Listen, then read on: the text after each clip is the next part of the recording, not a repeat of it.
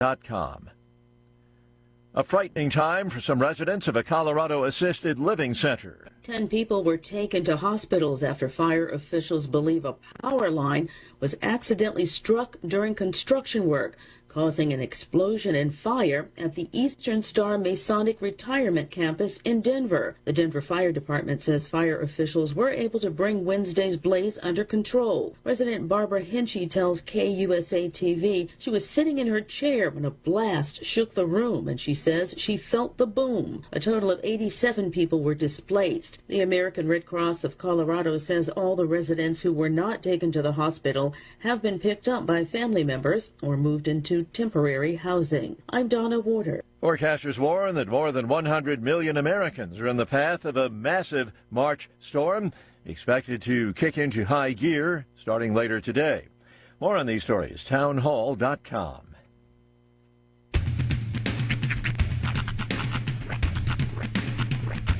What in the wide, wide world of sports is going on here? I promise you, whatever scum did this, not one man on this force will rest for 1 minute until he's behind bars. Now let's grab a bite to eat. Yeah, come on. I feel the hot wind on my shoulder and the touch of a world that is older. I hit the switch and check the number. I leave it on and then I slumber. I hear the rhythm ringing through it. Flamenco guitar and cumbia music. I hear the talking of the DJ. The travel listen, what does he say? I'm on a Mexican radio. I'm on a Mexican radio. Yeah! Broadcasting live from high atop the J.P. White Building in downtown Roswell, New Mexico. It's Mornings with Mike Winters on 106.5 Roswell's Talk FM. Is that what I sound like when I talk? Now, here's your host, Mike Winters.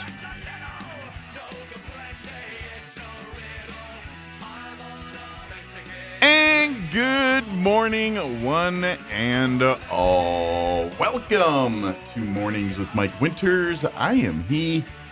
That would be me, Mike Winters. Happy Friday? Yeah, one ring. That's about right for this Friday. I mean, glass half full. Kids are on virtual day, which we all know is mostly a day off. Yeah, here's do an assignment. My wife is pretty much like, yay, spring break started early, because I think she's got to take attendance and do a couple, like, things on the computer, but for the most part, you know. But anyway, so there's that, and then they start the spring break. It is Friday, and we got a weekend, so most of us will be off for the next couple days. Yep. Oh, that's good, but yeah. We're all waking up to boop at 5:30 in the morning. You gotta love the unskippable alarms. But in fairness, turn your ringers off, people. Just turn off your ringer. I mean, here's a pro tip. If you turn your ringer off, your alarm will still go off when you want it to. Right, but you're kind of defeating the purpose of the emergency. Now, I get it. On this instance, feeling like Colin Wolf, like they've been hollering at us for 3 days with this thing. And we're like, yeah, we get it. There's windy out. But there's going to be the day where you've got the flooding. Yeah, that thing might be handy when you're sleeping at 2 in the morning. This does feel like a cry wolf situation, doesn't it? It does a little. Hey, Roswell, swindy outside. You know, I mean, I feel the pain because I too was yelling and wanted to hurl my phone across the room. Now, in fairness, I was sleeping in this morning because I was working late, so I was like, I'll sleep in. Now, I have basically been up all night. I woke up at like 1:30 and just, you know, when you live above ground, your house starts moving in wind like this. And that just, I was worried about a domino effect happening and just us all toppling into each other. Yeah. So it'd be like, I tried to weigh one side of the house down. I compare it to the scene you always see in movies when one comes up on a biker bar. And when there's the line of bikes, somebody knocks them over and all the bikes go do-do-do, and then the biker gang gets mad and chases them out of Pee-wee's town. Big Adventure. You know, they did there. Wild Hogs, I'm pretty sure they did in that movie too. Every movie that there's a line of bikes, it's happened in some way, shape, or form. But yes, Pee-wee was one of the first. Pee-wee's an innovator. But Pee-wee did it best. Anyway, yes, it's windy out, and we. For the record, those alarms are like always like 2 hours too late. Like, oh, really? It's flooding? It's you may get this one, Roy. It's going to be like the movie Airplane. Where after they've landed and everything's over, Leslie Nielsen walks in. I just want to wish you all good luck. We're all counting on you. He does like 4 times, but he does one more after everybody's fine. By the way, here's the laundry list of watches and warnings we're under currently at the moment. We're under a blowing dust advisory until 8 p.m. this evening, a red flag warning until 8 p.m. this evening, a high wind warning until 6:30 to 8 p.m. today, and a dust storm warning until 9:45 this morning. See, this exact days like this are exactly why I have for years called for the evisceration of the butterfly. Yeah. If we could just... Is this the butterfly's fault? If we could just wipe all butterflies from the planet, wind would stop. What? Think about it, the butterfly effect. Everybody says that a butterfly flapping its wings on the other side of the world it causes wind here. So if butterflies were gone, no more wind. What if we just take away their butterflies? Whose? The ones over there. They keep sending the wind over here. So specifically, we need to attack all Japanese and Chinese butterflies. Over there. Like, we keep our butterflies because we don't care about their weather. You know? Butterfly trade war is on. I propose a 20% tariff on all their butterflies. What about moths? Moths, yeah. I feel like moths get a bad rap. What about all winged creatures? All moths really want to do is just hang out and eat a little fabric. I feel like birds would have a bigger impact on this than the butterfly. You would think, but yet it's called the butterfly effect, not the cardinal effect. I saw that movie, and I don't remember anything about that, but it's been a minute since I've seen that. I've seen that movie like 3 times, and still the most standout, memorable scene to me is when he stigmatas himself. Bless you, Roy. Yeah, bless you. That was like a string of them. That was. We want to wait till the end because you don't want to waste the good bless you. But the stigmata scene where he walks up to the teacher's desk, hey, Miss Miller. Yeah. Yuck. They made like sequels of that movie, didn't they? I believe they did. They did. Like the only one that was worth made any money was relevant was the first one. Because that's the one with Ashton Kutcher and Amy Adams and all of them. Yeah. Not Amy Adams. What's Rachel? her name? Amy Smart. Amy Smart. Yeah. Rachel Adams. Yeah. But yeah, that's one of those movies. It's like you don't really need a sequel. That came out in the 90s, right? The other one, and this is one that always has bugged me, and I've seen at least 3 of the like the original and the sequels, and they're exactly the same, and that's Final Destination. I've been complaining about that for years. It bugs me to know, and I'm like, okay, we know exactly how this is going to go down. They don't try to expand the story. It's just here's a new group of people that discover that death has a plan. I have a real problem with the franchise in general. How do you have sequels to a movie called Final Destination? Well, that's fair. Speaking of movies, I don't know if y'all heard the big movie news in New Mexico yesterday. Oh yeah, yeah. So there's going to be Emilio, a Young Guns 3, Dead or Alive, and it's going to be filmed in New Mexico. And yes, it stars and is directed by Emilio Estevez. Yep. It will also star Christian Slater and oh my gosh, his name just went right out of my head.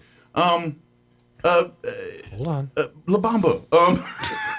What is his name? He just went right out of my head. Lou Diamond Phillips. Thank you. Golly, that name just went right out of my head. Lou Diamond Phillips. Yeah. So that happens with LDP, man. And I'm excited because I love the Young Guns movies. But I'm not going to lie. How are they going to do another Young Guns movie? What could they possibly do without completely just goofing up the story even more?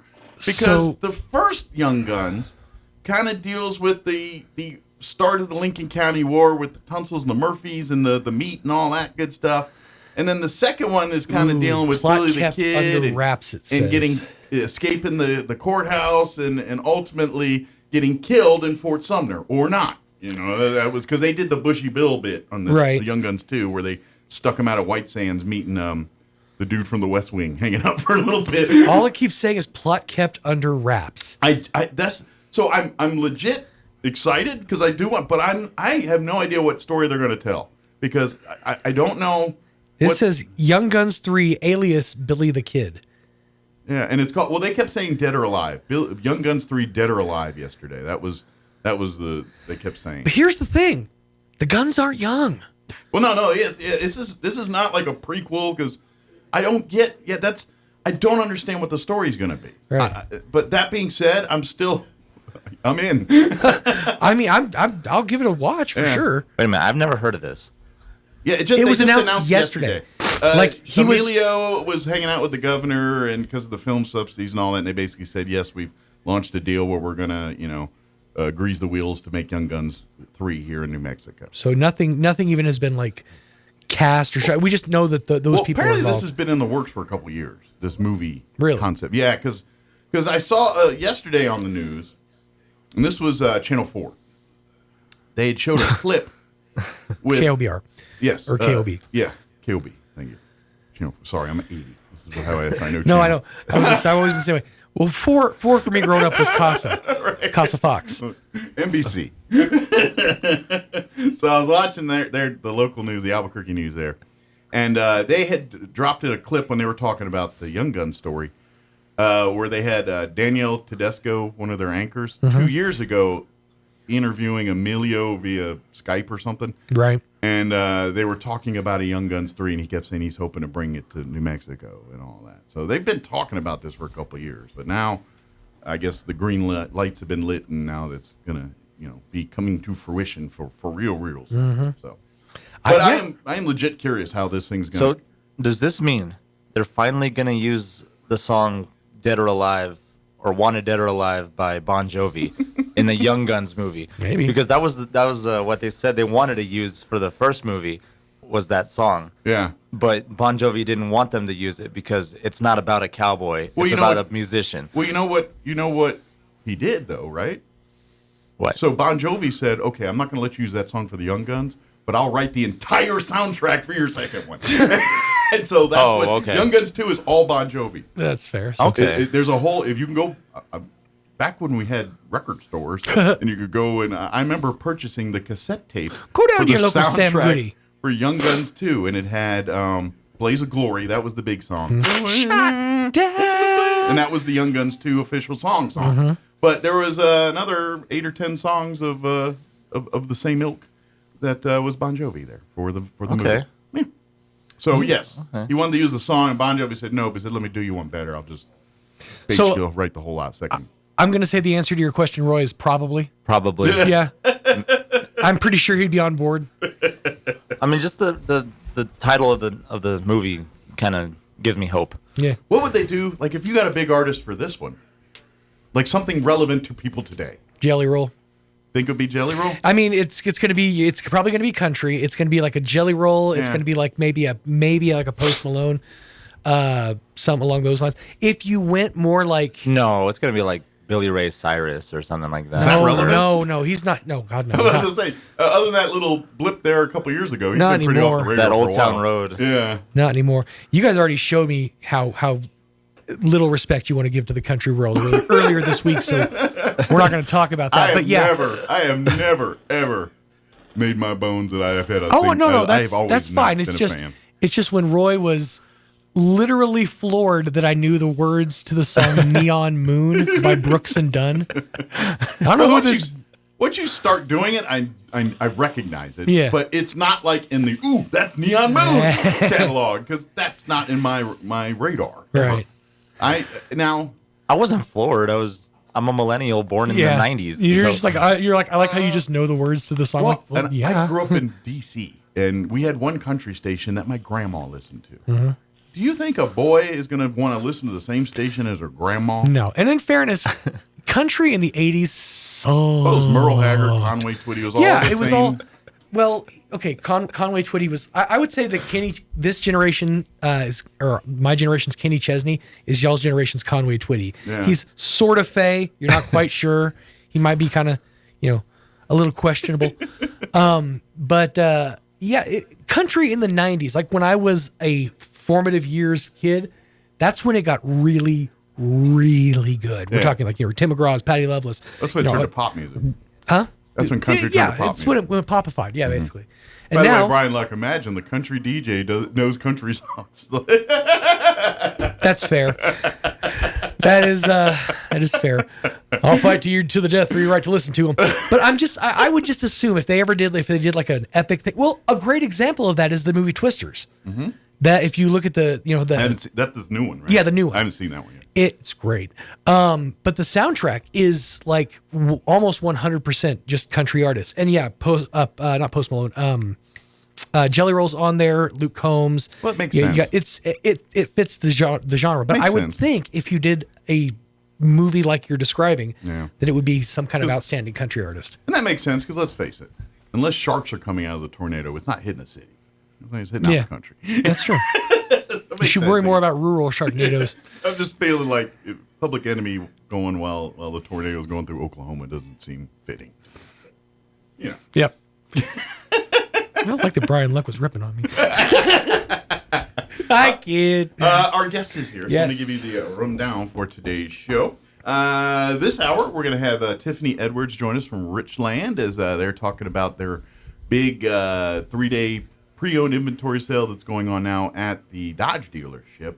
Or Freddie. Oh, is it Freddie? Yeah. I was like, Tiffany, you look different. I'm just going by what Thomas gave me on my notes. There you go. So Freddie is so it's Freddie. Yes. Mr. Sosa. Unless my eyes are real messed up. I'll show you. I got a text from our sales manager saying He's right Tiffany's going to be here. You can't see him. He's going to be Tiffany anyway. You can't see him.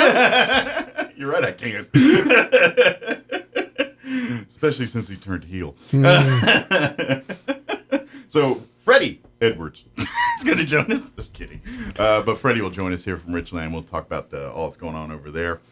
In the 8 o'clock hour, we're scheduled to have the folks in the Sheriff's Department join us. Now, pull back the curtain. I did send a text to the Sheriff yesterday and did not hear a response. Mm-hmm. Usually when that happens, I don't see anybody. Man, great sign. So, we'll see. We may have some from the Sheriff's Department. And then in the 9 o'clock hour, about 9:15, we're going to play our interview we had earlier in the week with Deputy Fire Chief for the Roswell Fire Department, Derek Washachek, talking a little bit about safety. Folks, keeping right on the highway and all that. They're having some real problems with that right now. So we had a great conversation with him on that. So that plus the news of the local national variety, Wall Street business updates, and whatever else we can come up with for this hour of the show. By the way, Roswell Coyotes fell to Volcano Vista last night in semifinal action. So they had a great season. Volcano Vista's good, man. Roswell played good, but Volcano Vista was they're amazing. Like, they're the 1 seed for a reason. And I feel like every one of their starters could start for like a NC or Division I college right now.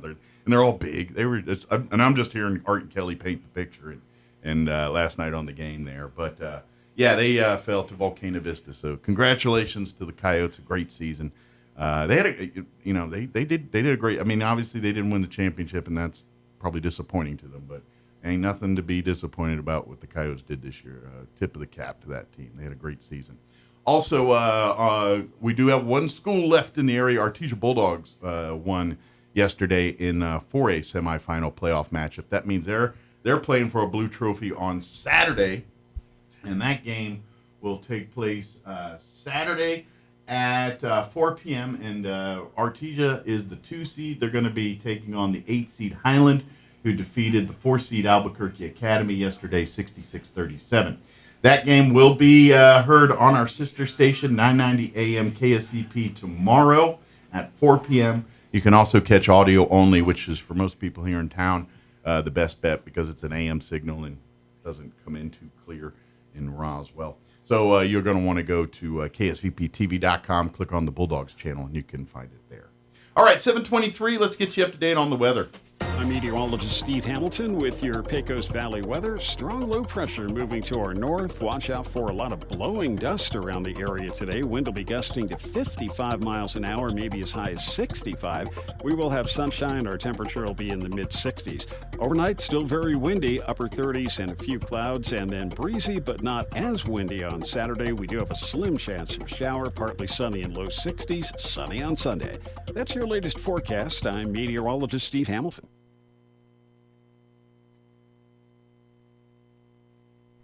Currently 48 degrees here in Roswell. Humidity is at, I didn't go high enough. There it is. Humidity's at 29%. Winds, calm. Just kidding. Out of the west at 38, gusting to 48 right now. Let me take a big breath while I read you all the lists of warnings and advisories we're currently under. Currently, a blowing dust advisory until 8 p.m. this evening, a red flag warning until 8 p.m. this evening, a high wind warning until 8 p.m. this evening, and a dust storm warning until 9:45 this morning. All of those are what we're currently under to tell you it's windy out there. As far as the forecast goes, expect widespread blowing dust between the sweet spot between 11 a.m. and 2 p.m. today. Increasing clouds. Our high today expected to be around 62 degrees. Winds out of the west 30 to 35, gusting as high as 40 to 45. Could see gusts as high as 60 miles an hour today, which, by the way, is the reason why trash was done. So if you don't put your cans out today, because they're not coming. they came yesterday. For tonight, mostly cloudy. Expect an overnight low of 35 degrees. Winds will be out of the west 25 to 30, gusting as high as 45 miles per hour. Winds will drop down 15 to 20 after midnight tonight. Saturday, we are looking at a 20% chance at some afternoon rain showers. Patchy blowing dust for the afternoon as well. Mostly sunny. 61 for a high. Winds out of the northwest 15 to 20 early, increasing 20 to 25, gusting as high as 35 miles per hour. Saturday night, mostly clear. Overnight low of 38. Northwest winds 15 to 20 miles per hour. Sunday, bit of a respite for us. Sunny, 72 for a high. Winds will be out of the northwest, 10 to 15 miles per hour. That's going to feel like a nice, beautiful, calm day compared to what we've been dealing with. Sunday night, clear. Overnight low of 35. Monday, mostly sunny, 84 for a high. And then looks like Tuesday, back to the blowing dust and winds and all that. So looks like Sunday and maybe Monday, a little bit of a break there. All right, 7:25, we're going to take a 3-minute break. Then Freddie Sosa going to join us from Richland, not Tiffany. We'll be back. Don't go away. Have you experienced the Valley Cafe yet? It's much more than lunch or dinner. It's an experience. Chef Anthony Noble is a nominated Chef of the Year and manager with a 4.9 out of 5 kitchen cleanliness rating and a 4.8 out of 5 most love rating. It's time for you to experience the difference that so many others already have at the Valley Cafe. Visit for lunch or dinner at 801 West Brasher, the orange building across from Church on the Move in Roswell, and save the Valley Cafe in your contacts. 575-755-EATS, 575-755-3287. Don't forget, we can cater your event too, and a portion of our proceeds go to the Dream Center in Roswell. This is the time of year we can get all 4 seasons in just one day. Hi, this is Ben Manette from Roswell Seed Company. 1 minute you're sweating in the sun, the next minute you've got slush in your shoes. But that's winter in Roswell, and after 127 years, we're starting to get used to it. It's too early to plant very much, but you can fertilize pecan trees, spray for dandelions, order your bees, and pick up a new seed catalog. So come see us at Roswell Seed. Like Jim Gill would say, enjoy the warm days, but don't go far from the fire. What made Roswell Hyundai the #1 used car dealership in southeastern New Mexico for 2023? Great selection, great savings, and great people. Roswell Hyundai has an amazing selection of makes, models, and model years to choose from. If you can't find it, Roswell Hyundai can get it. And Roswell Hyundai will take any trade. The experts at Roswell Hyundai will work with you to get you behind the wheel of your next dream ride. So, what makes Roswell Hyundai the #1 used car dealership in southeastern New Mexico? You do! Come check out the Used Car Supercenter only at Roswell Hyundai, 1909 West 2nd.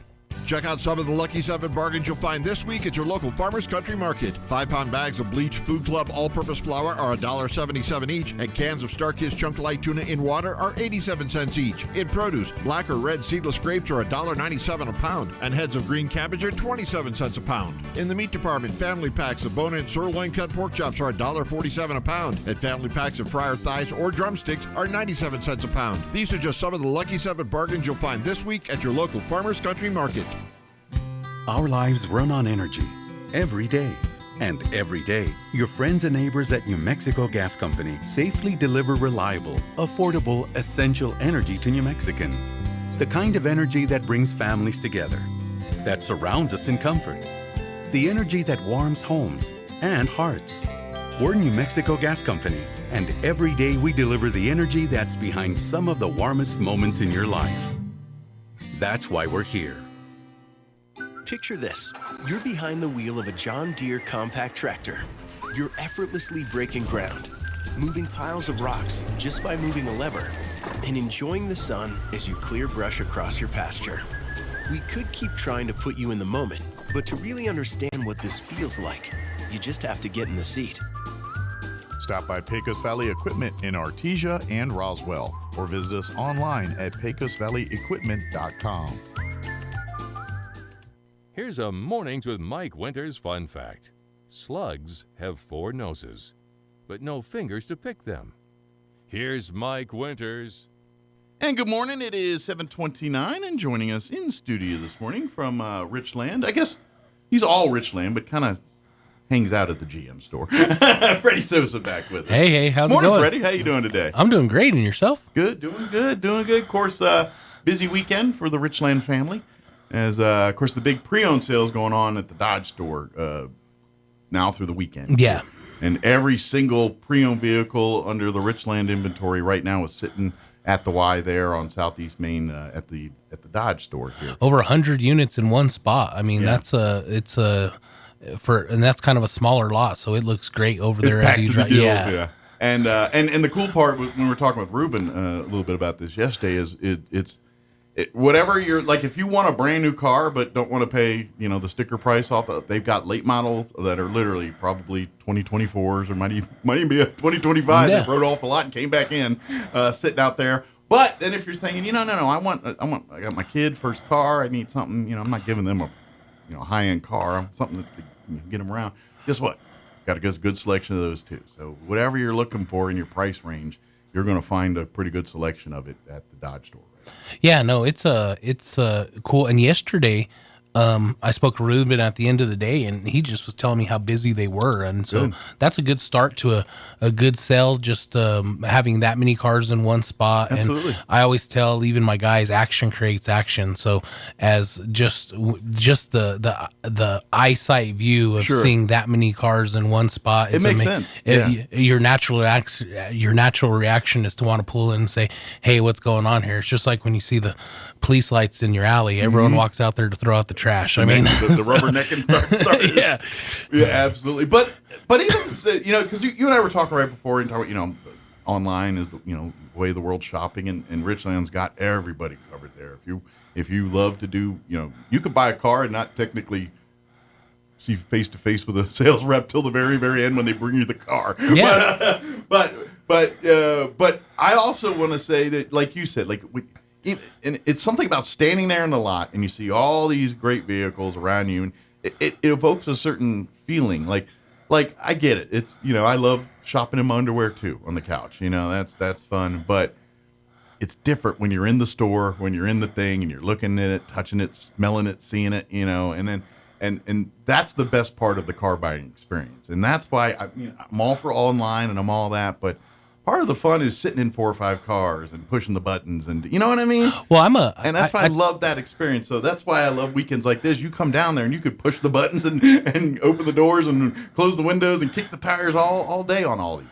I talk to my guys a lot, right? And I about like how people shop, and so I use Amazon pretty regularly. But one of the things that I notice and I miss, right? So I don't do the grocery pickup or the deliver to your house. Yeah. And the reason is because I appreciate so much of the impulse buys. I mean, so much of the stuff that we have is just because, that's cool. Right. I mean, ooh, look, they got new Oreos. Yeah, I get you. And so there's a feeling like that I'm the same way. that you miss when you're not purchasing there. And we've leaned real heavy into knowing that the car buying experience is going online. Absolutely. The way the world's changing, absolutely. But we also appreciate the fact that there's a feeling, a personal feeling people have when they get to experience coming into the dealership, having that interaction, learning about their car. There's so much that you miss when it's an all online process. So when we have big events like this where we're encouraging people, hey, let's get out of your comfort zone, come out here and see us. Yeah. I mean, it changes your feeling about buying cars. And you and I grew up in a different era. Yeah. Because to me also too, like you said, it's the nostalgic feel of that thing. But like even to me, I'd even go for I remember Dad taking me down to the dealership with him when he's going to buy the car. He's like, "Pay attention, son. This is how it's done." And I mean, like that was, of course, that's the mindset of the negotiation and all that. And we were talking a lot about that with Ruben yesterday. It's like, look, we don't play those games. We're going to give you the best bottom dollar deal. We're not doing the back and forth and all that. But that's not the mindset of the dealership. So Dad used to take, but to me, that's part of the experience too. Like, I feel like, you kind of use it as a teaching moment for your kids a little bit. It's like showing them this is what it's like when you buy, because like we all said, sometimes buying your first anything big, there's two items that's the biggest purchases people make in their life: a car and a house. And 90% of the first time you do that is very scary. And so, by getting your kids involved in that process, I think it kind of like that's what did for me. So first time I bought my car, I was like, I remember what Dad did down there, and I learned from the good things he did, and my dad did a lot of dumb things too. I also noticed them. But, yeah. But you know what I mean? You learn from that. Well, like yesterday, we had a young lady come in and purchase a vehicle, and she's a referral because the whole office in the last month has bought a car from us, right? And she was the next one that got sent down. And, okay.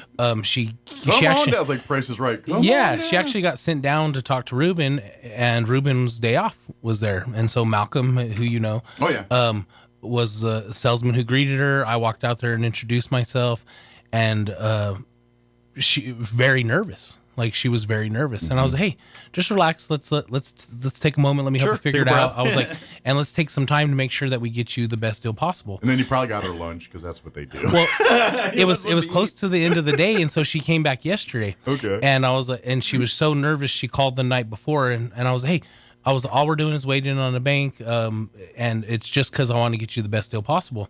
And when she came in, I was so nervous about coming into a dealership because one, I'm doing it all by myself. Mm-hmm. Two, it can be very intimidating. And she was just like, I came in here to talk to one person. He wasn't here. And everyone else made sure that I had the same experience the two previous people had. And she's like, like, I'm actually having fun buying a car. And that's what we hope to have. Absolutely. And and to be honest, no advertising can reach what you just said right there. Yeah. You're making people experience it firsthand. That's not something you can pay for. Mm-hmm. That's just something that has to organically happen. Mm-hmm. And when you have a good group of guys, and I tell people when I interview them and hire them, I was like, I can train you to do the sales side of it. I can't train you to be a good person. Right. So I was like, you're a good person. You've meet my minimum requirement to be able to hire you. Right. Let me teach you to do the rest. Yeah. Yeah. You come in with the character. We're good. That's all you need. I can give you the know-how. Yeah. That's and to be honest, and not to, but just something for you to think about. And this is something I always talk about. When you look at where you choose to do business at places and things like that, I look at things like employees and stuff like that. And the car industry, by and large, is a cutthroat industry. Rarely do you see people hang out one place. I mean, all of y'all probably, people that spent their whole lives here, that bought cars at all the various dealerships, probably seen the same guy at each one. You know what I mean? Yeah. That's not uncommon in the car industry. But something that I've noticed over the last 10 years or so, with Richland is really, and obviously Desert Sun before that, was the fact that you have a lot of, like, yourself, your guy, like, you guys have been there almost your whole car career. You know what I mean? I've been in the car business for 21 years, and almost 18 of them has been in that office. And so that to me speaks volumes. When people are at the same place for that long, that means they're happy. That means they treat their people right, which usually means that trickles down to how they do business too. And so those are always, so when you see, constant change, those are red flags for me. And this is kind of, we could talk about incentives and deals and, go for the best bang for your buck and all that every time, and the biggest sales of the year and all that. But I always look down to is when I need a car, I'm going to go to the people that I can kind of, they always have good reputation. Every time I go in there, I get square dealings. I get treated like a person that is a person. The brand champion program that's for every single person that buys a vehicle through Richland, pre-owned, brand new, don't matter. You get the same, that's the kind of stuff that in the car industry, that makes a difference. Because and I said this to Ruben yesterday, you can buy a Chevy or a Dodge at a lot of different places. It's really easy to do. But you want to buy it from a place you trust and know. And when you drive that vehicle off the lot, you're not, good luck to you. It's not that anymore. It's like, no, oh, come back, bring your oil. We're going to take care of your oil changes. We're going to do this. We're going to give you discounts on all this. Oh, by the way, you need a lift. No worries. We got you covered. This is all part of that. And not a lot of dealerships do that kind of stuff. Not to that extent. I talk to the guys a lot. Every dealership, everyone can you can get a deal. Mm-hmm. But the difference is always me. It's always Malcolm. Like, when you buy somewhere else, you don't. Yeah, Malcolm sold me my Jeep 8 years ago, and he's still part of the family. That's unheard of.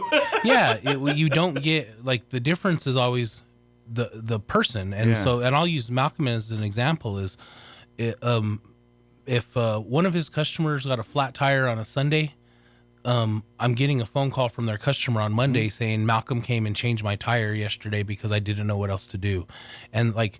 That's the difference. He's just a class act, that guy. Man. I mean, I think he would do that even if he didn't work for Richland because he's just that type of guy. But but that's the kind of people you have there. I'll give you a good story about Malcolm. Yeah. Malcolm was a referral to come talk to me years ago at the Dodge store, and someone who we both know who he had went to church with had said, "Hey, if you're looking to get," and he was working for a bank, "if you're looking to do something different, you should go talk to my friend Freddie Sosa at Richland at the time, Desert Sun." Mm-hmm. So he comes in and we sit down in front of me and he says, "Yeah, such and such said I should come down here and talk to you about a job." I was like, "Cool, you're hired." and he looks at me, he's like, "What?" And I was like, "Well, if this person said that you need to come talk to me, you're a great person." Sure. And I was like, "And you're going to do great work in front of me." And guess what? Proved you right. Yeah. And so, I mean, now he's a backup finance manager. He's training to take the next step in his career. When Freddie decides to hang it up, I imagine it's going to be guys like Malcolm that's going to be taking over those things. That's what we hope. Yeah. I tell everyone I'm looking for the guy who's taking my job next. I mean, Freddie's going to get tired of doing it. Yeah. So, and we've built up so many good guys over the years that there'll never be a time where I feel like customers aren't taken care of because so many of the guys right next to us are doing the exact same thing. Absolutely, too. And it's and here's the proof of what, because we were talking, because actually when we were telling yesterday, we had Ruben on kind of telling folks, hey, don't forget to like and follow both the GM and Dodge Facebook page as well too, and that'll give you, if you do follow that, that'll kind of give you a clue of what life is like at either Richland dealership. And again, it attests to what I was talking about earlier. When those guys bust their hump selling and everything else and doing anything, but they literally have fun. They like y'all's movies and videos and various commercials and skits and bits you guys do, all just kind of side hustles to to show off the dealership. That people don't do that kind of things in work environments they're not happy in. That's all I'm saying. They get to express themselves. They get to have fun. And I think I might be doing an employment ad for you right now at this point. Anybody looking for work, and Richland folks going to treat you right if you treat them right. Yeah. but I just get to that point is if employees and the environment is great, that means what they put out is going to be great. They're going to, if they're treating employees with respect and treating them, like the valuable assets they are, then more than likely they're going to treat their customers the exact same way. And that's my point here. And so right now, take advantage because they got a great deal on vehicles on the pre-owned side. Now, if you're looking for new GMs or Dodges, don't hesitate to head to the GM store. They got a great selection of new pickups and, Well, I'll drop my line now, but super aggressive stuff also happened at the Chevy store. We have 1% below invoice on all the remaining 2024s, new ones that are on the lot. So this is kind of getting back to pre-COVID numbers. Exactly. On some of these incentives and things. Yeah. So 1% below invoice, which is huge. And then also we've asked for it for a long time. Interest rates have been so high for so long that on my new half-ton Chevy trucks, with the 5.3 liter engine and the 2.7 Turbo Max, they have 2.9% financing for qualified buyers for 72 months. And so we haven't seen that type of rates in years now. 2019 probably. Yeah. And so it's things are finally starting to get back into the groove of things getting closer to normal again. Feeling like business as usual kind of thing. Yeah, and so that's like there's so much exciting stuff happening right now that it makes it fun. It was hard for a long time. I mean, and so now it's getting back to regular scheduled programming. But if you still love the new way and all of that, and this is and one thing you and I have had this conversation 3 or 4 times, but COVID kind of reminded folks that you can custom order vehicles still. Oh yeah, and I think and I think because most of us think custom vehicle, order vehicle, oh, that guy must be a baller. You know what I mean? That's a baller move. We these average Janes and Joes, we don't do that. We just pick up what's on the lot. And no, if now don't get me wrong, you need a car today, boom, boom, boom. But if you're like, I've always wanted this Corvette in this color with these wheels and this thing, and you know, come on down to the dealership. We'll put you through, and you can pick the color, the interior, the engine, the wheels, whatever you want, and then have it delivered here in a few months and be ready to go. I've been doing this for a long time, and this is the most ordered vehicles that come in on a monthly basis that I've ever seen. So we have between 5 to 10 plus cars that show up where people are ready the day that they come in to come in and pick them up, because and once you order your first one and you're getting it exactly the way you wanted Probably it, the only way you do it from now on. It's really the only way you do it after that, because I get that. There's no you're not settling. Yeah, you don't have to settle. And then the fun is building it on the website, taking stuff off, realizing I was like, oh, I didn't know I could do this. Yeah. And so well, I could get that personalized. I can get I can upgrade to this stereo. Yes, you can. Yeah. But so however you want to purchase your vehicle, whether you need a pre-owned, you need it right now, or first car for the kids, or you know what, we live in a place you got to travel. If you got to go, if you work in the oil field and you're like, man, I got to drive 2 hours to get to work every day. Let's find you a vehicle that's not going to break your bank doing that.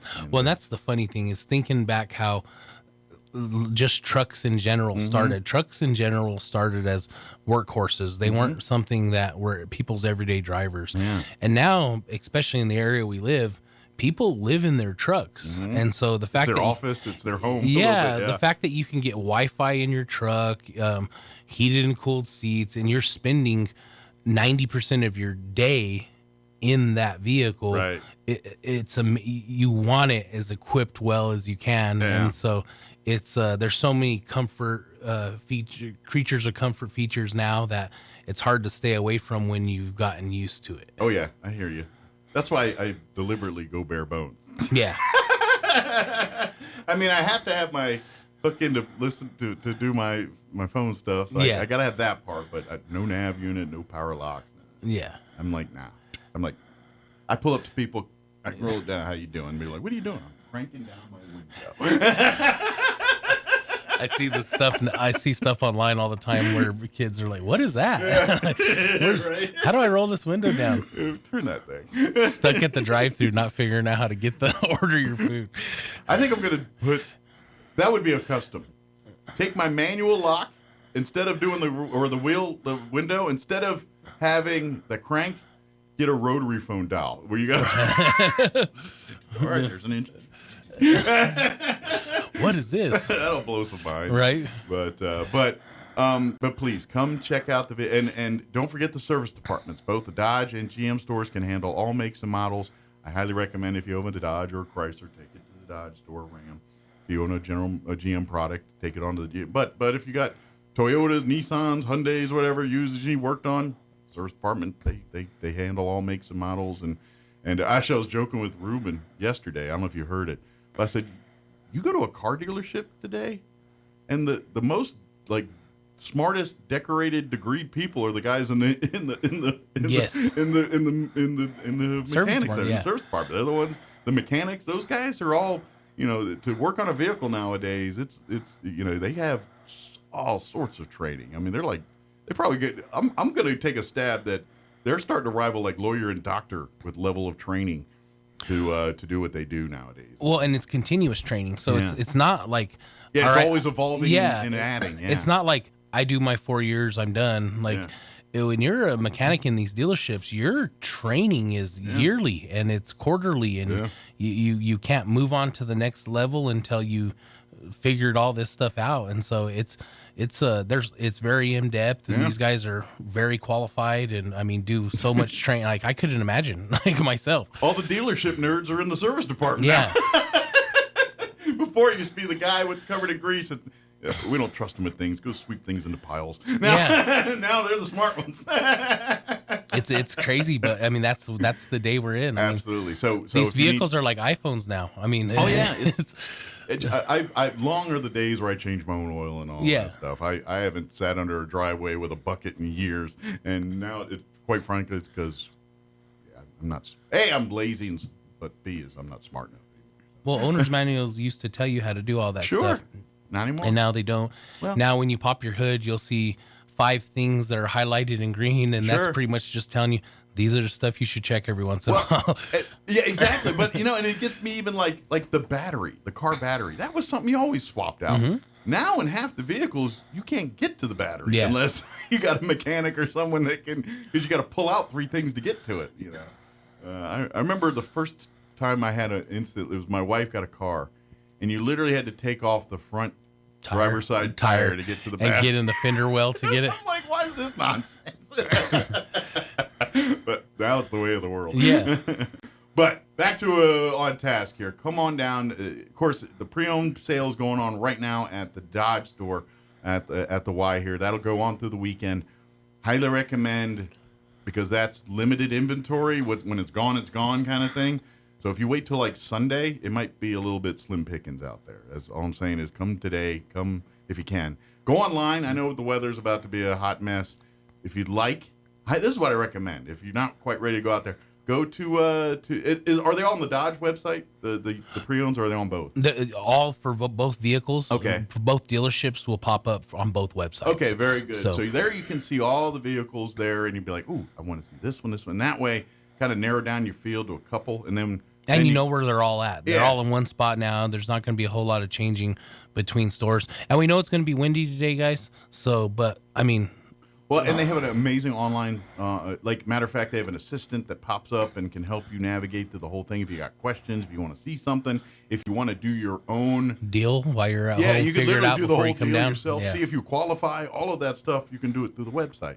Well, if COVID didn't teach us anything, when you're told you can't do something, you still do it. Hold my beer. Everyone's telling you don't go out in the wind today, but I mean, I would say, I assume we're still going to be busy. Because come on now. Well, that's just it.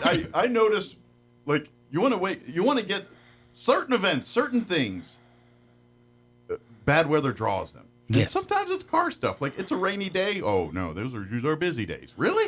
It's like, yeah, people got nothing better to do, so they can go look at cars. Yeah. They canceled their thing out at the lake, so everyone's off work today. There's no school. Yeah. I mean, it's pretty much everyone's either sort of working or not working at all. I hate to be cliche, but we'll call it the perfect storm. There you go. Yeah, but come on down to and of course, like you said, if you're looking for brand new GM product, anything, head on down to the GM store on 2nd there. But the pre-owned stuff's all happening at the Dodge store right now and online. I can never remember the CJRs and all that stuff. Give the websites for both the GM and the Dodge store. Richmond CDJR.com and RLChevrolet.com. Very good. And then I always look like the Dodge and the GM stores on Facebook as well too. You'll see all incentives and things too, but then you get to see some of the creativity we end up coming up with. Some of the side stuff, some of the things that come from the minds of the people of Richland. Scary place. Almost as scary as my head. I think that's why we get along. Right. But Freddie, is there anything we missed? Anything we wanted to cover that we spaced on? No, we talked about the incentives and stuff that we have. The Dodge store. I mean, don't wait. By tomorrow. My goal in events like this is for me to have a big problem at the very next week trying to find inventory. Sure. You want the bare bones out here. We got to and turn on the phone, turn on the internet. That's where our service department's been getting everything to the line fast, so that way we have the opportunity to have this event this week. Yeah. So. Come on down, check it out. Ruben's going to be at the Dodge store with Tiffany and Yvonne all day today. Okay. So enjoy the experience that is Ruben Loza. And Ruben's a fun dude. Yeah. He's good. And he's sitting in the middle of the showroom at the Dodge store, just greeting and saying hi to everyone as they walk in. And he's having fun because he gets to do what he does best, and that's interact with customers. Yeah, he's a people person. Yeah. He likes to. Sometimes he's a kind of He's kind of your utility guy, isn't he? You need a gap in the line. You just put Ruben in there to fill it. Yeah, and he does like, it kind of thing. He's a great personality, full of energy. I mean, that's the kind of guy. He can pretty much do anything over there. And we're short staffed over here. Send in the Ruben. Yeah, and the Ruben comes in. So very cool. But thank you, Freddie, as always. We'll see you next time. No, thanks for having me. Put a few extra rocks in the pocket for the weekend here because things are blowing. And folks, if you're looking for if you're looking for a vehicle, and especially if you're a first-time buyer and you're intimidated by the experience, come on down to either store, and you'll be pleasantly surprised that you're, not worrying about nothing. Yeah, that's the thing. It's we build things up in our head, and that story you told earlier with the lady there, that's the perfect example. We get so nervous, and especially when you're being, oh my gosh, is my credit good enough? Is it going to be? You're all worried about all that stuff, and you're like, look, I've seen thousands of numbers. I can tell you right off the bat pretty much what they're going to say. Yeah, I've been doing this for a long time. Trust me. Let me do what I do best. I'm going to say, for every person that thinks your situation is unique, Freddie's probably seen one that can one up it. Freddie, as always, appreciate you. We'll see you next time. All right. Thank you, my friend. Have a good weekend. All right, 7:54. Let's pause for your SRN business update, and then a quick commercial break. Don't go away. With the Wall Street Business Report, I'm Bill Alexander. Wall Street's sell-off hit a new low Thursday after President Donald Trump's escalating trade war dragged the S&P 500 more than 10% below its record, which was set just last month. President Trump threatened a 200% tariff on European wine, champagne, and spirits if the European Union goes forward with the planned tariff on American whiskey. Consumers are being cautious, and retailers know it. Dollar General joined a growing list of retailers warning of weak annual sales and profit and said its consumers were struggling to afford some of the essentials as high inflation and economic uncertainty put a dent in their spending power. Spirit Airlines is pushing ahead with plans to rebrand itself as a premium airline. The Florida-based airline had filed for bankruptcy protection last November after years of losses, failed merger attempts, and heavy debt levels. For the Wall Street Business Report, I'm Bill Alexander in Washington. Get ready, Artesia. The main event car show and cruise is rolling into town Friday, March 28th and Saturday, March 29th, 2025. Friday night, we're kicking things off at 6 p.m. with the Main Street Cruise. Watch as classic cars, hot rods, and muscle cars take over Main Street, cruising by the decade. It's a moving history lesson with a whole lot more horsepower. Then Saturday from 9 to 3, downtown Artesia transforms into the ultimate car lover's paradise. Cars, trucks, motorcycles, bikes, even tractors. It's free family fun with music, friendly competition, and more. Want in on the action? Register your ride at artesiachamber.com or stop by 107 North First Street in Artesia. The main event car show and cruise, March 28th and 29th in downtown Artesia. Brought to you by the Artesia Car Enthusiast, Artesia Chamber, and Artesia Main Street. Paid for by Artesia Logitech. Throughout the Bible, the phrase, "the Lord raised up," is used. These were times when people needed support or relief, but sometimes it was when discipline was needed. God raised up Pharaoh, whose heart was hardened, to show God's power to his people in captivity. He raised up judges to care for his people. He raised up enemies to discipline his people when they turned to idolatry. He raised up prophets to teach and warn people against sin and teach them his ways. When Solomon turned from God's direction, God raised up an enemy against him. Ironically, the Apostle Peter preaches a sermon in Solomon's colonnade in Jerusalem hundreds of years later. He mentions the giants of the Jewish faith that God raised up to lead them and to remind them that he raised up the Messiah to save them. Peter says this, "When God raised up his servant, he sent him first to you to bless you by turning each of you from your wicked ways." I pray that we heed those whom God raises up to teach us, discipline us, support us, and certainly lead us to him. Join us at the Country Club Road Church of Christ for worship at 10 a.m. on Sunday, located on the corner of Country Club and Washington in Roswell. Some wounds need expert care to heal properly. At Artesia General Hospital's Wound Care and Hyperbaric Medicine Center, we use advanced treatments like hyperbaric oxygen therapy to help chronic wounds heal faster. If you or a loved one has a wound that won't heal, call 575-736-8235 today and take the first step toward recovery. Here's a Mornings with Mike Winters fun fact. Sigmund Freud once believed that cocaine could be used to help treat a morphine addiction. Mike used bacon to get over his addiction to beef. Here's Mike Winters. And good morning. It is closing in on 7:59. Stay tuned next hour. We are scheduled to have the folks from the Chaves County Sheriff's Office join us for their monthly visit here. I pull back the curtain. I did text the sheriff yesterday. I didn't hear back, so may or may not have them in. We'll see. Generally, based on history, if I usually send him a text and I don't hear back, usually they're not going to be able to make it. They're busy. But I could be wrong. They may be popping in this morning, Charles or one of the other deputies there. So, if they don't join us, we'll play something else here in its place. Let's see. Now we only got about a few seconds here. Don't forget, like I had mentioned earlier, Coyote basketball, they wrapped up their season in the semifinals with the loss last night. The Artesia Bulldogs did win their semifinal matchup. They're a 2 seed yesterday, so they are going to the 4A state championship game. That game will take place Saturday, 4 p.m., and it'll be able to hear it on our sister station, 990 AM KSVP, or you can hear audio only on the video channel, KSVPTV.com. You're listening to 106.5 Roswell's Talk FM, KEND, or Roswell, New Mexico. News this hour from townhall.com. I'm Rich Thomason. Chuck Schumer waves a white flag. I believe it is my job to make the best choice for the country to minimize the harms to the American people. Therefore, I will vote to keep the government open and not shut it down. The Senate Minority Leader's declaration ahead of a Senate vote on a Republican stopgap spending bill to keep the government in business through the end of September. Democrats had been threatening to block the GOP bill, which would have brought on a partial government shutdown.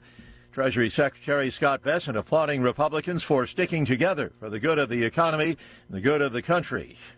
We have had incredible Republican unity since January 20th, and the fact that the Democrats are in disarray, they're flailing. To avoid a government shutdown, the Senate faces a midnight deadline to approve the spending bill. That's a continuing resolution in legislative parlance. The Trump administration expected to appeal a federal judge's ruling ordering the rehiring of probationary employees who were laid off from a half dozen agencies as the administration works on trimming the size as well as the cost of government. A dozen people suffered minor injuries. An American Airlines plane had to make an emergency landing at Denver's airport yesterday. An engine caught fire. Will Russia go along with the U.S. brokered ceasefire for Ukraine? So far, President Trump has kind of stayed in line with saying that the ball's in Russia's court, and now we're still waiting to see what happens. And that's the BBC's Marilyn Thomas reporting. Former Republican U.S. Senator Alan Simpson of Wyoming has died. He served 3 terms in the U.S. Senate from 1979 to 1997. Alan Simpson was 93 years old. Watching Wall Street this hour, the Dow is up 281 points. The Nasdaq ahead 232. More on these stories at townhall.com. Here's from the Diabetes Solution Center. Do you like pricking your fingers to test your blood sugar levels? No one does, but it's important to maintain your health. And now, by wearing a small remote device called a continuous glucose monitor, or CGM, you don't need to prick your fingers anymore. It's easy to use and helps you make more accurate diabetes treatment decisions. If you are testing your blood sugar 3 or more times daily, injecting insulin, or using an insulin pump, call the Diabetes Solution Center right now. And if you have Medicare or most major insurance coverage, you may be able to get a new CGM at little to no out-of-pocket cost. Shipping is free, and we'll even bill your insurance company for you. If you are testing your blood sugar 3 or more times daily, injecting insulin, or using an insulin pump, call the Diabetes Solution Center right now to learn how to end the painful finger sticks and get your own continuous glucose monitor, or CGM, at little to no out-of-pocket cost. China, Russia, and Iran are calling for an end to U.S. sanctions on Iran over its rapidly expanding nuclear program and a restart of multinational talks on the issue. The statement comes after President Trump wrote to Iran's supreme leader in an attempt to jumpstart talks. The letter was offered as Mr. Trump imposes new sanctions on Iran, part of his maximum pressure campaign. The campaign holds out the possibility of military action while emphasizing that Mr. Trump still thinks a deal can be reached. China is ordering banks and other financial institutions to encourage more consumer financing and use of credit cards as part of a campaign to get people to spend more money. Today's order, issued by the country's financial regulator, is part of a drive by the ruling Communist Party to build more confidence among consumers. Chinese consumers have been opting to save rather than spend. They're worried over jobs as well as the outlook for the economy. News and analysis, townhall.com. A harrowing story of survival from the Midwest. Brianna Castle was trapped in her car from last Thursday night until this Tuesday. Her father tells ABC News that the 41-year-old woman had fallen asleep at the wheel and veered off the road into a ditch in Newton County, Indiana. Castle had been reported missing by family members, but her car wasn't visible from the road. Her father says his daughter was stuck in her car and couldn't get out, so she survived by dipping her hooded sweatshirt into a small creek nearby. That's how she got the water to her mouth. On Tuesday, a man operating drainage equipment saw Castle's car and told his supervisor, who's also a fire chief. They found Castle inside the car, conscious and able to speak. I'm Donna Warder. A Missouri man gets a 13-year prison sentence for shooting and wounding a St. Louis youth football coach. Seems the man was upset over his son's playing time. More on these stories, townhall.com.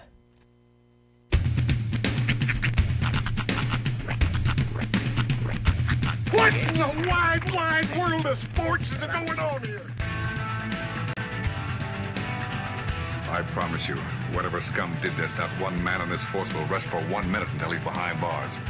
Now let's grab a bite to eat. Yeah, come on. I feel the hot wind on my shoulder and the touch of a world that is older. I hit the switch and check the number. I leave it on and then I slumber. I hear the rhythm ringing through it. Flamenco guitar and cumbia music. I hear the talking of the DJ. The travel listen, what does he say? I'm on a Mexican radio. I'm on a Mexican radio. Broadcasting live from high atop the J.P. White Building in downtown Roswell, New Mexico. It's Mornings with Mike Winters on 106.5 Roswell's Talk FM. Is that what I sound like when I talk? Now, here's your host, Mike Winters. And good morning. It is 6 minutes after 8 o'clock. Welcome to hour number 2 of Mornings with Mike Winters. Right here on 106.5 Roswell's Talk FM. Happy Friday. Yes, indeed. Windy Friday. Already a bit blowy out there. Yeah, we got the red flags and dust storm warnings and all that going on right now. Yep. Going to be a day off for many. I think most people are home today. You know, some of us aren't. All the kiddos. But school's on virtual learning day, so a lot of folks, and I'm going to take a stab that some parents went ahead and just took the day off because I get it. What, a sitter in this economy? My bed was looking awful good this morning. I get it.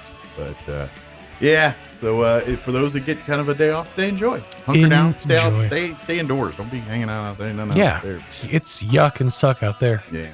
So, and, matter of fact, it's like during, like, I think they're supposed to see all the dust and all that here probably about 11. It's going to start kicking up and all. So it's going to get, and of course, there is a baseball tournament going on. Yeah. And all that right now. The morning games, they did move. I think they were supposed to play some games this morning. That's not happening now. I think they're going to play again tonight here, hopefully. Hopefully things start to die down. Although they did get their games in yesterday. It was a bit breezy, but they got them in. So. Yeah, it was very complicated driving around in that area. Because I live right next to where the tournament was going down. By the way, you can watch the tournament, the Goddard games, pickups, at ksvptv.com in the Goddard Rocket channel this week. So. Yep. It was kind of convenient having a concession stand that close to my house. Oh, nice. Yeah. I might take it. I might take advantage. I didn't do it last night, but I might pop over and have some nachos or something. Yeah, they do Frito pie. I think so. Yeah.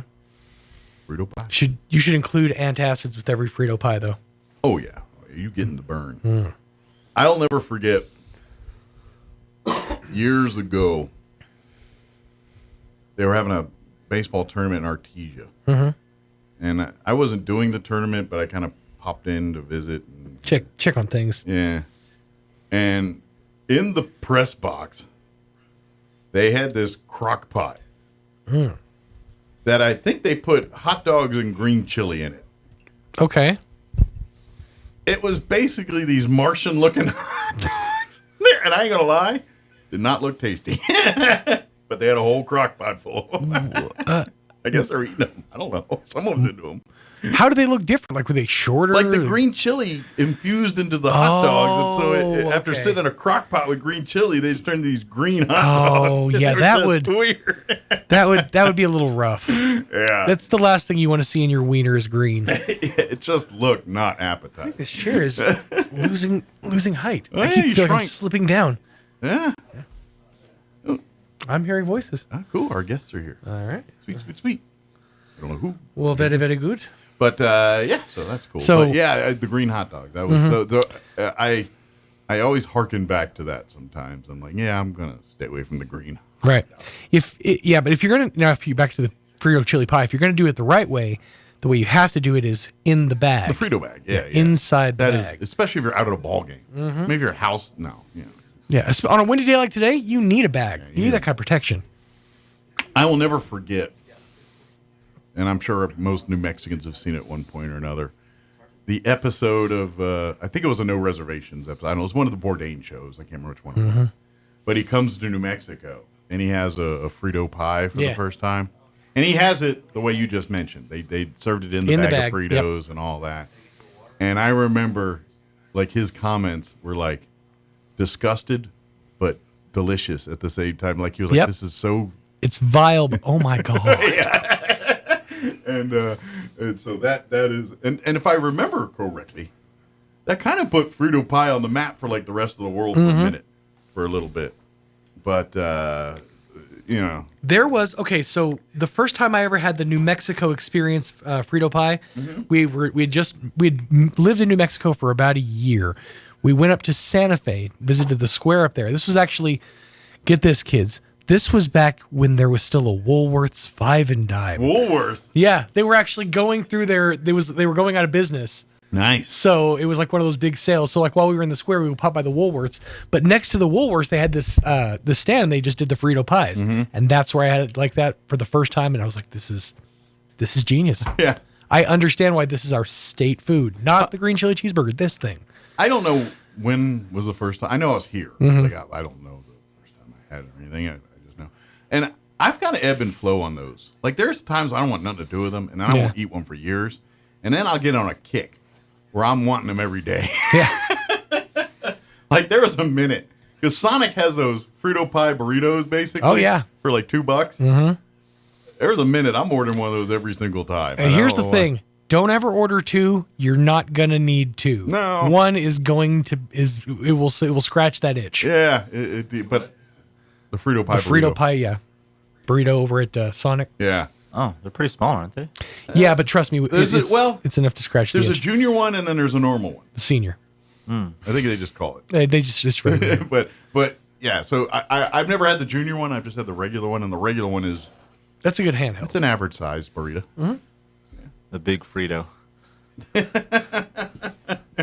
And although I have not had, but I do want to try, is Blake's Frito pie. You know, I've never had that. I've never had theirs. A Frito pie over there that I've always itching to try and never actually do. My wife's had it. She enjoyed it. Yeah? Yeah. Let's check it out.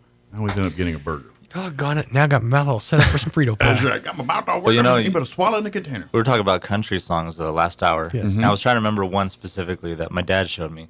And it's this funny country song from the 80s. I don't know if you guys remember it. It's called Bubba Hyde by Diamond Rio. I know Diamond Rio, but I don't remember Bubba Hyde. Yeah, it's... Oh, no, okay. wait, I do, yeah. And like the music videos... That's when I seen him metamorphosize from Barney Jekyll into Bubba Hyde. Yep.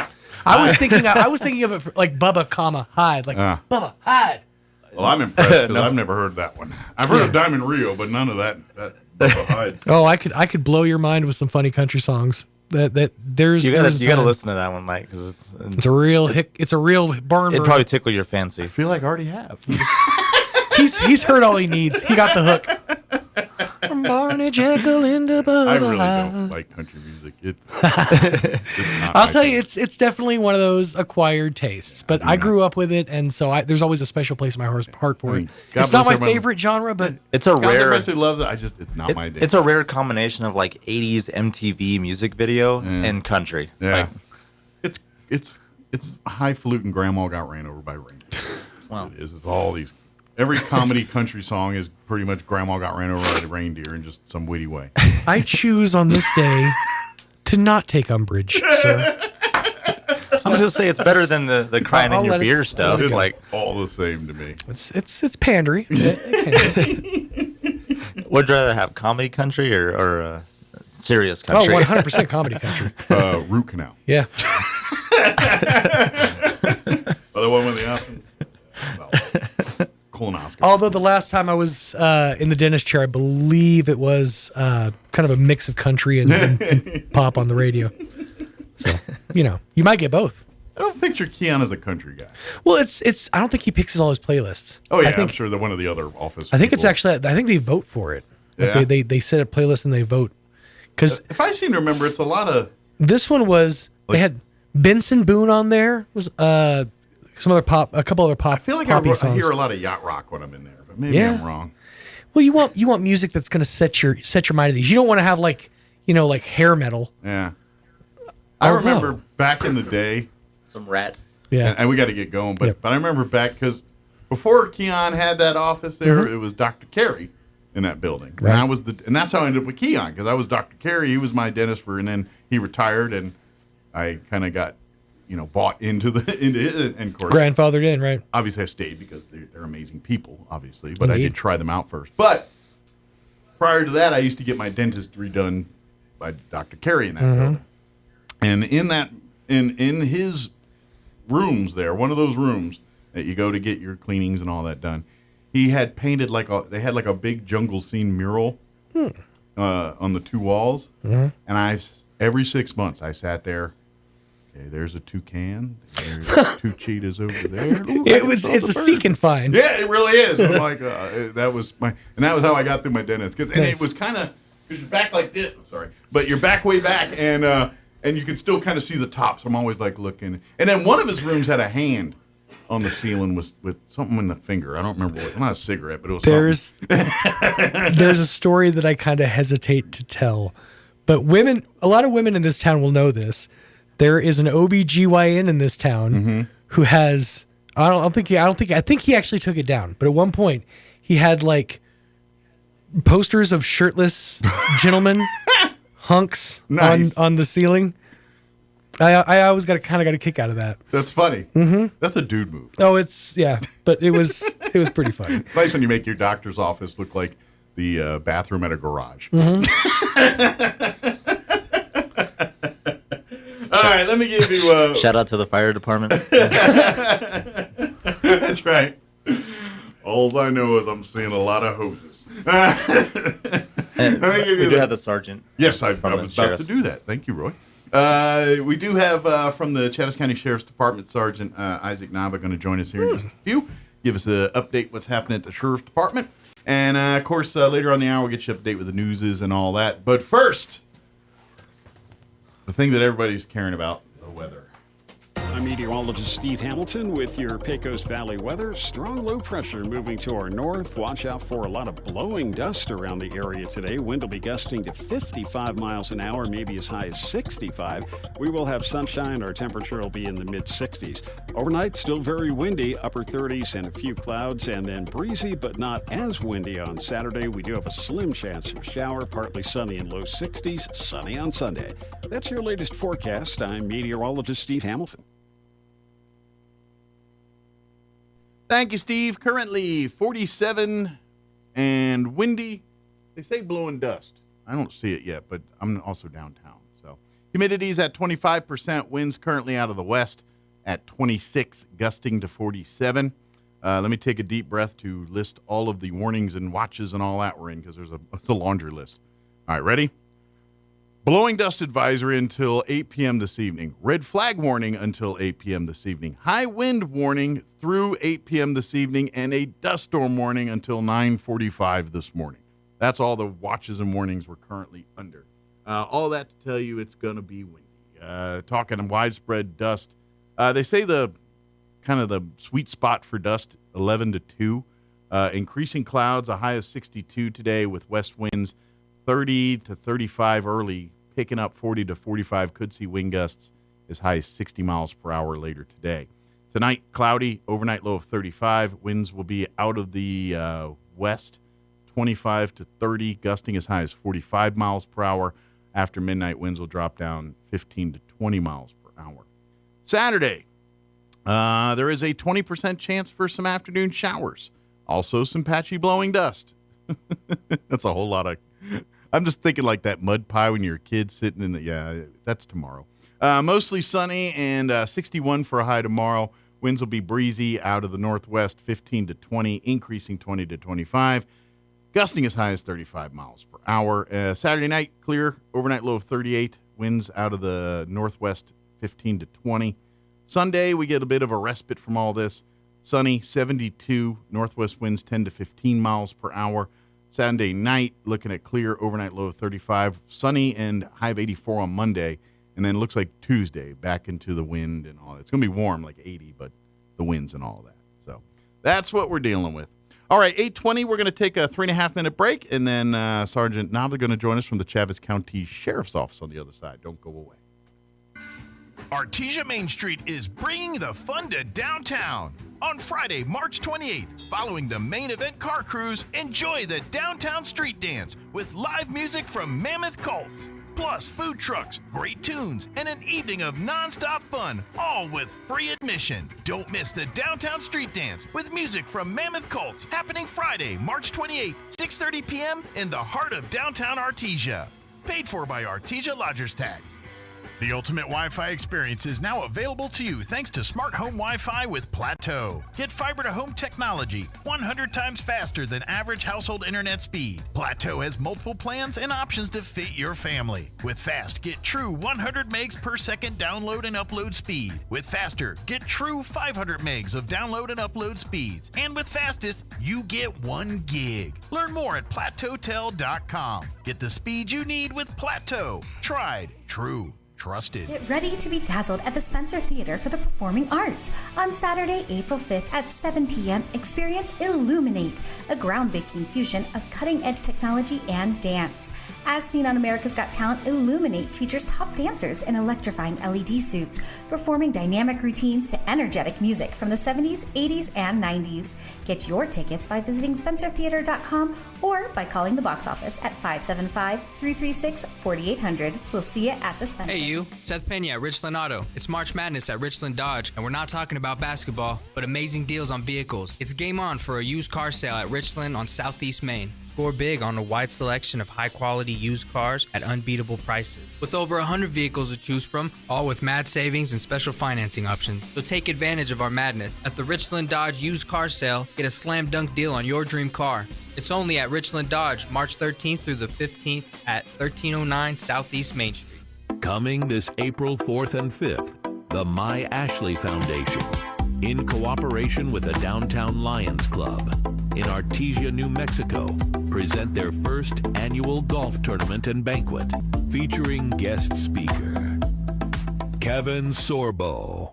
Now, I am very excited to be heading to Artesia, New Mexico on April 4th, 5th, and 6th for a very special weekend with our dear friends Mark and Lorraine Richards and the incredible My Ashley Foundation. Friday night, we're going to kick off things with a very special dinner and an auction. And then on Saturday, we're going to hit the golf course, which is my favorite thing, for a day of fun, laughter, and maybe even a little competition. I do get a little competitive. And on Sunday, we're going to be gathering up for a time of worship and fellowship at Harvest Fellowship Church. You don't want to miss this. Be sure to bring your tickets, grab them right now, and join us in supporting this incredible outreach that are making a real difference in Artesia. And I hope to see you all very, very soon. God bless. For golf reservations and sponsorships, call the ACC Pro Shop 575-746-6732. And for individual banquet tickets, call the Artesia Chamber of Commerce 575-746-2744. All proceeds will go to the Artesia Lions Club and the My Ashley Foundation to support the organization's community service and outreach programs. Here's a Mornings with Mike Winters fun fact. The Goodyear Rubber Company researched and concluded that shoes wear out faster on the right foot than on the left. To fix this, just walk backwards for half the day. Here's Mike Winters. You turn on the button, that works. Good morning. It is 24 minutes after 8 o'clock. And joining us in studio this morning from the Chaves County Sheriff's Department, Sergeant Isaac Nava back with us. Good morning. How you doing, Sergeant? Good morning. I'm doing fantastic. Yourself? Doing great. I imagine not the easiest of weeks for you guys out here at the Sheriff's Department with the weather and everything we're dealing with right now. Yeah, I think all around, it's been a little hectic with some of this wind, some of this dust, and everything else. So, well, it's going to continue here, and as we've been telling people, be careful out there. If you're going out, if you hit those areas where the road gets the visibility, pull over. Pull over. Don't stop in the middle of the road. Pull over and get off the highway. So, that's when that's when the bad things happen, when people panic, and then they kind of stay in the road, and then you get hit because no one can see you, and that's when we have problems. And that's when people start kind of just slowing way down. But the people behind them, sometimes they don't see you. Sure. They don't see you coming up, or they don't see you in front of you. So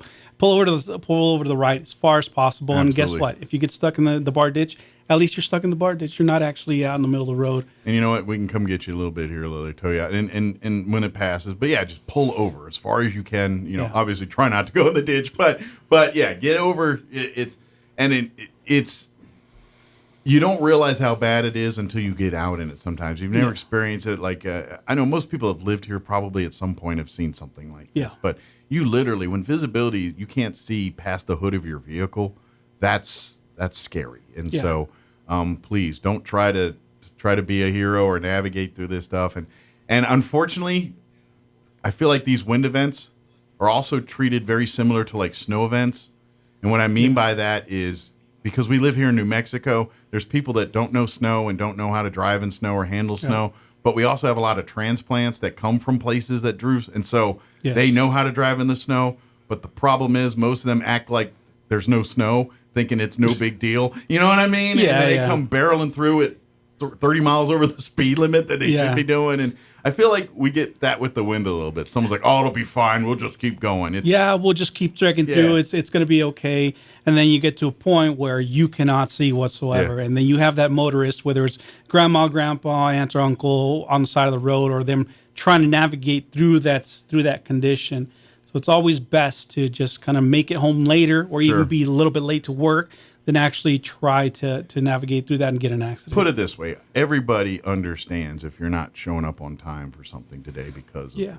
Everyone's going to get if you're late or if you're, we're all in the same boat here. Yeah.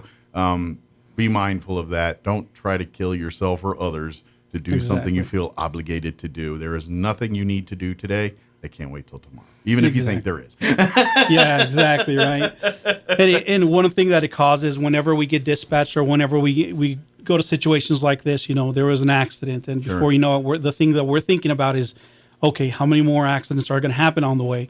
Mm-hmm. And are we going to be put in danger? So, just think of the deputies out there. Think of my guys out there. They're going to these calls. They're going to these accidents as well. Well, but by you going out and do that means now a deputy or law enforcement or first responder has to go out there and get you. That's exactly right. That's exactly right. And if you put yourself in that position, we're going to do the best we can. Yeah. And if we can't get to you at that point in time, we cannot get to you. The last thing we want to do is try to get to you. Yeah. And then we're in trouble ourselves. Kind of look at, remember we had the flooding, so you remember, but the flooding stuff we had, we saw our very own sheriff at one point get to where he needed help. And that's what we're talking about here. So folks, please, even if you're the best prepared for this stuff, Mother Nature will win every time. You fight Mother Nature, you will lose. I remember every watching single time. the video of the sheriff, and I was thinking, who's driving his car or his unit? It's moving, but he's on top. It's like, oh no. Yeah. Oh, that river's taking we can joke about it, thank God now, but this is serious business we're talking about. It is. Yeah, we're not dealing with water, but this winds and what we're dealing with, zero visibility, people die and stuff like this if you're not careful or prepare accordingly. Yes. So for yourself, for everybody else, if you do not have to go out today, don't. If you do have to go out, take the minimum amount of, prepare as much as you can, Exactly. Keep point A to point B, don't lollygag. Obviously, if there's emergencies, you got to go see doctors and things, you do what you got to do on that stuff. Exactly. But please, if you don't have to go out, this ain't the day to decide to go shopping. Exactly. Wait till tomorrow or this weekend. Yeah, if it can wait, it could definitely wait till tomorrow or a little bit later. Luckily, there are times during the day when it dies down, we're able to do something, but don't make it a habit to go out. Sure. Just I get it. I mean, look, says the two guys working, we're out here riding around. And I know exactly right. Don't do this. Well, how did you get there? The sergeant, well, I had to drive. Yeah. But see, that's what radio people are dumb, because we're the guys that don't go out in the weather, but we're the ones that have to go out in the weather to go do this. And law enforcement, they're the other ones. Yeah. They have to be out here. They're the ones telling you when when there's a big windstorm and that road's closed, someone's got to stand out there and say you can't go down this road. Yes, and that's law enforcement. And yeah. So we keep it to where that's all they have to do. They don't have to go into the muck and pull you out. That's what we don't want to do. It's no different than floodings. That's the same thing every time. If you see a barricade across a road, there's a reason it's there. Don't think your car's different and can get through it. Yeah. Because guess what? Then we're going to call the sheriff's department out and pull you out of that thing too. I don't know how many times that happens. Even those people with the high-rise trucks and all the other, I see them get stuck in the flooding too. Yeah. One thing to keep in mind with some of these county roads as well. So when they close roads off, like 285 or even State Road 2 or Old Dexter, the state is actually, or the DOT is actually closing these roads down, but you still have some of these other roads that are still open. And I'm talking about the back roads and whatnot. Sure. Side streets. Exactly. We don't have enough deputies and enough personnel to actually take some of these roads. So when people say, okay, I'll just take these other roads, I'll just take these other side ones, I know exactly where they go. Well, just because they're open doesn't mean you should take that route. That means standing water there. You clearly know that's a big red flag. Exactly. So just things to take into account. But wind's the same way here too. If you're going down the highway and you're seeing, whoa, I can't see the stop sign up there. Maybe turn around or find an alternate route. Yeah, it's definitely. Just not worth it. Your life is way more important than anything you got to do today. I promise you that. Yeah. And your children's lives and your family's lives are way more important than anything you've got to do today. Exactly. That's what that's the message we're trying to say. I get it. Life happens and there's certain things you can't avoid. Try to do it as best you can here. But if not, be very, plan. NM Roads is always a good resource before you do any kind of driving, just to take a look and see what kind of road conditions you're dealing with. It's not on top of the weather stuff, but sometimes it's just handy because they got construction updates. And you're like, oh, they're doing all kinds of work on that road. Let's take a different route. Yeah, exactly. It's a handy resource, and it'll save you from getting turned around by guys like Sergeant. That's right. And we do it plenty of times. It's like, how did you get past the first barricade if we're going to have to turn around? Yeah. Well, I'm this far already. I understand that, but right. You need to go back that way. It's going to get worse as we go here. Yes, it's not going to get better. Therefore, you should turn around now while we still can turn you around. Exactly. That's the thing people need to understand. You guys aren't doing this for funsies or to make your day inconvenient. There is a legitimate risk there, and the assessment has been made. It is not safe enough for you to go down. These folks, this is the Sheriff's Department, the NMDOT, the people that make these determinations, this is what they do. This is what they know what these roads are, what the conditions are like, and if they're saying you shouldn't go down it, you shouldn't go down it. And we completely understand that people have things to do. If we turn you around, it's because there's a construction, there's conditions up there. We understand that you have to go somewhere, you have to do things. We're not trying to stop you from doing those things. We just need you to understand. We're trying to do our job. We're trying to keep people safe. We're trying to keep you safe. So try not to get discouraged by some of these deputies that tell you you're going to have to turn around and find a different route. Put it this way, we'd rather have you go home a little mad than you go out there and not come back. Yeah. That's the point of what we're saying. And they will deal with, so you can get mad all you want. You will not be going that way. The only person that can ruin your day is yourself. Exactly. You just take it as it is. Exactly. Trust me, this is all for your benefit. And once you sit down and think rationally for a minute, you're going to be like, you know what? I can really work around this for tomorrow or find a different thing. We live in the world with technology. You can Zoom a something or another if you need to. Yeah. We could live in a world where we can find alternatives here for the time being. So utilize that today and maybe tomorrow. And I've met very few people that have actually said, "Oh gosh, darn it, I'm missing work today. I need to be there." Yeah. Secretly, most of us want to go home anyway. Yeah. You got the excuse. Do it. Oh yeah. It's a signed note and everything. You're good to go. At the end of the day, I'm looking at my watch. I think I want to go home today on time. Yeah.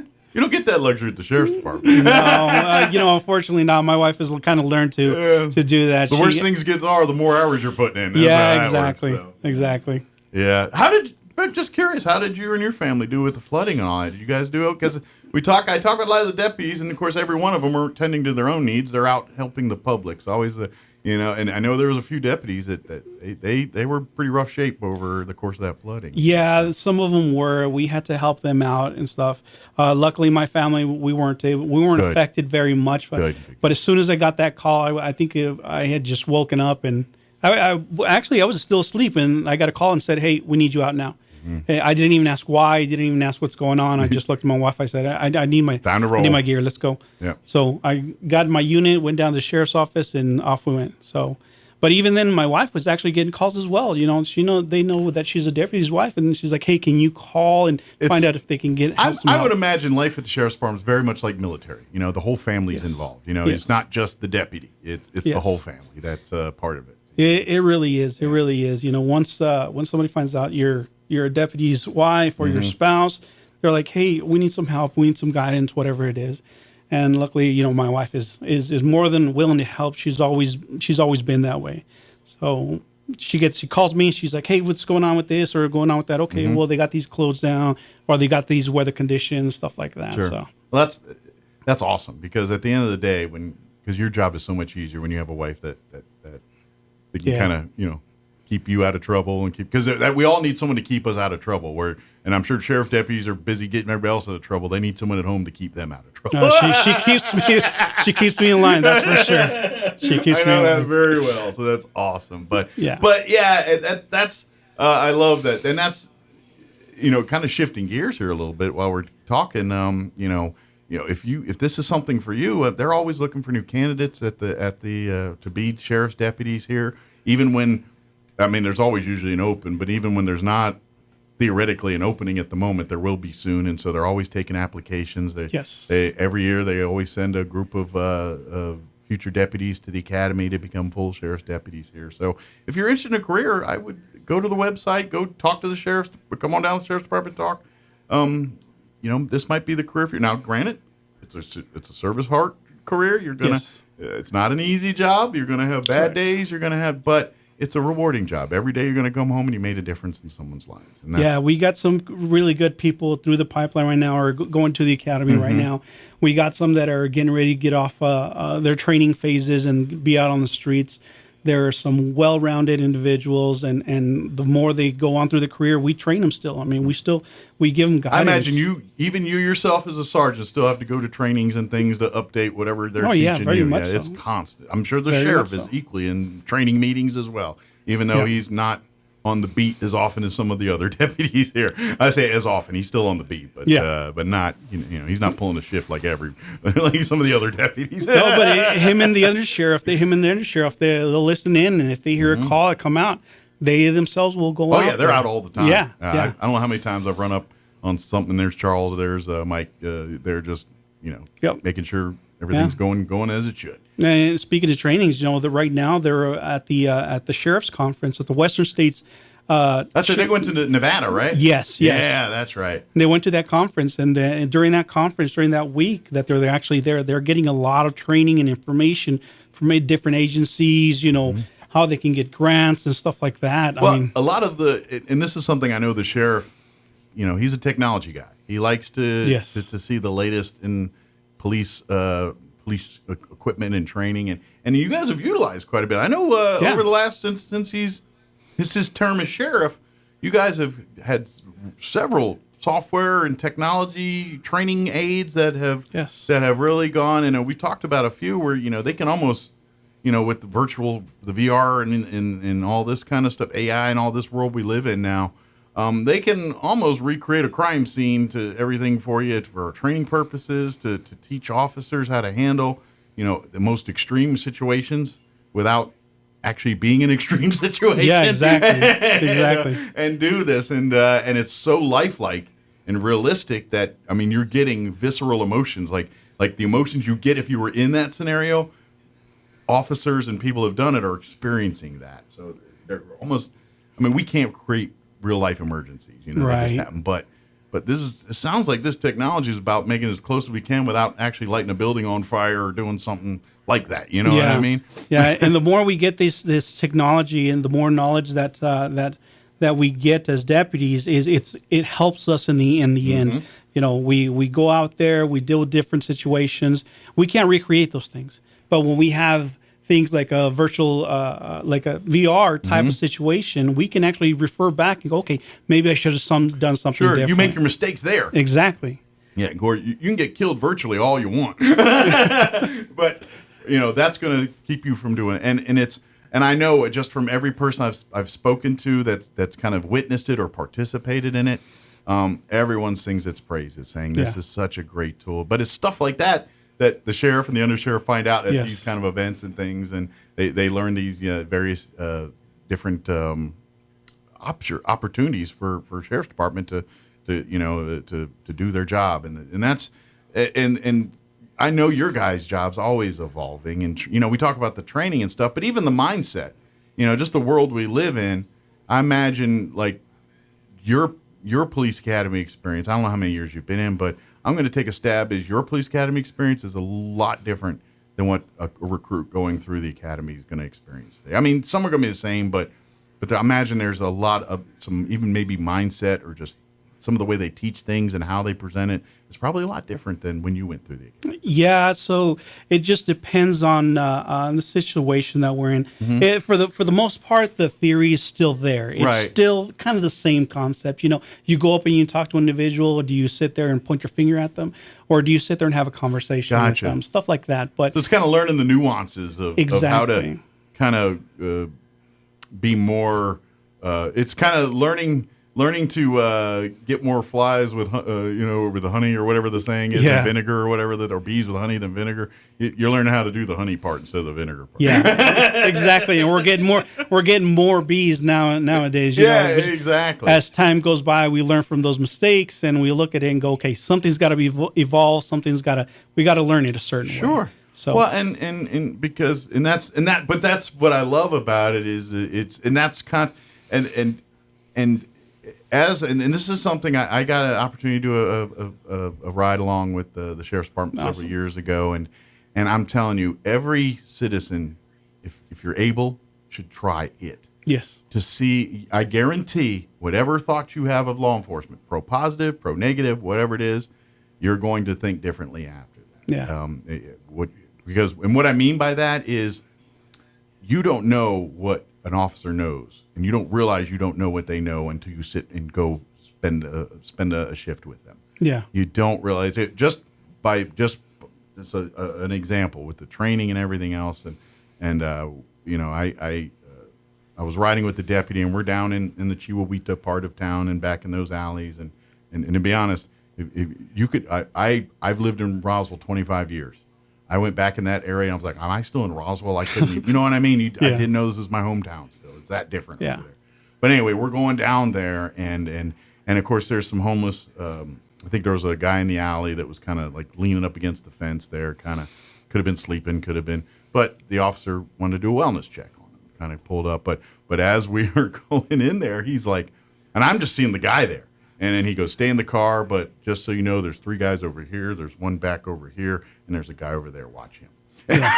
Like, where did these people come from? And sure enough, as soon as he got out there, they all started coming. Now, the deputy knew everyone, and it was friendly, and because he knew the neighborhood, and people knew each other, and everything was fine. The guy was fine. He was just checking on him, saying, you okay? Do you need some water? Do you need medical attention? Yeah. Just doing a wellness check. And everything was fine and kosher. And then he ended up kind of getting the scuttlebutt from the guys around the area, because they all like to talk. And that's just it, building that relationship.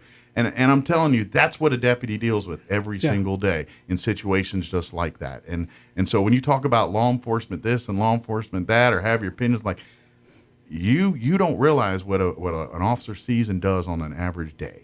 And you don't realize how plugged in and how much they know more about the neighborhoods than anybody else does, because that's what they do. And I guarantee what you think you know, the deputy's going to know 10 times the amount. Just because this is what they do. And I learned that lesson by seeing it in action and all that. And so that's why I tell everybody, you don't know what you don't know till you see what you don't know. And that's what I had one of those nights there in law.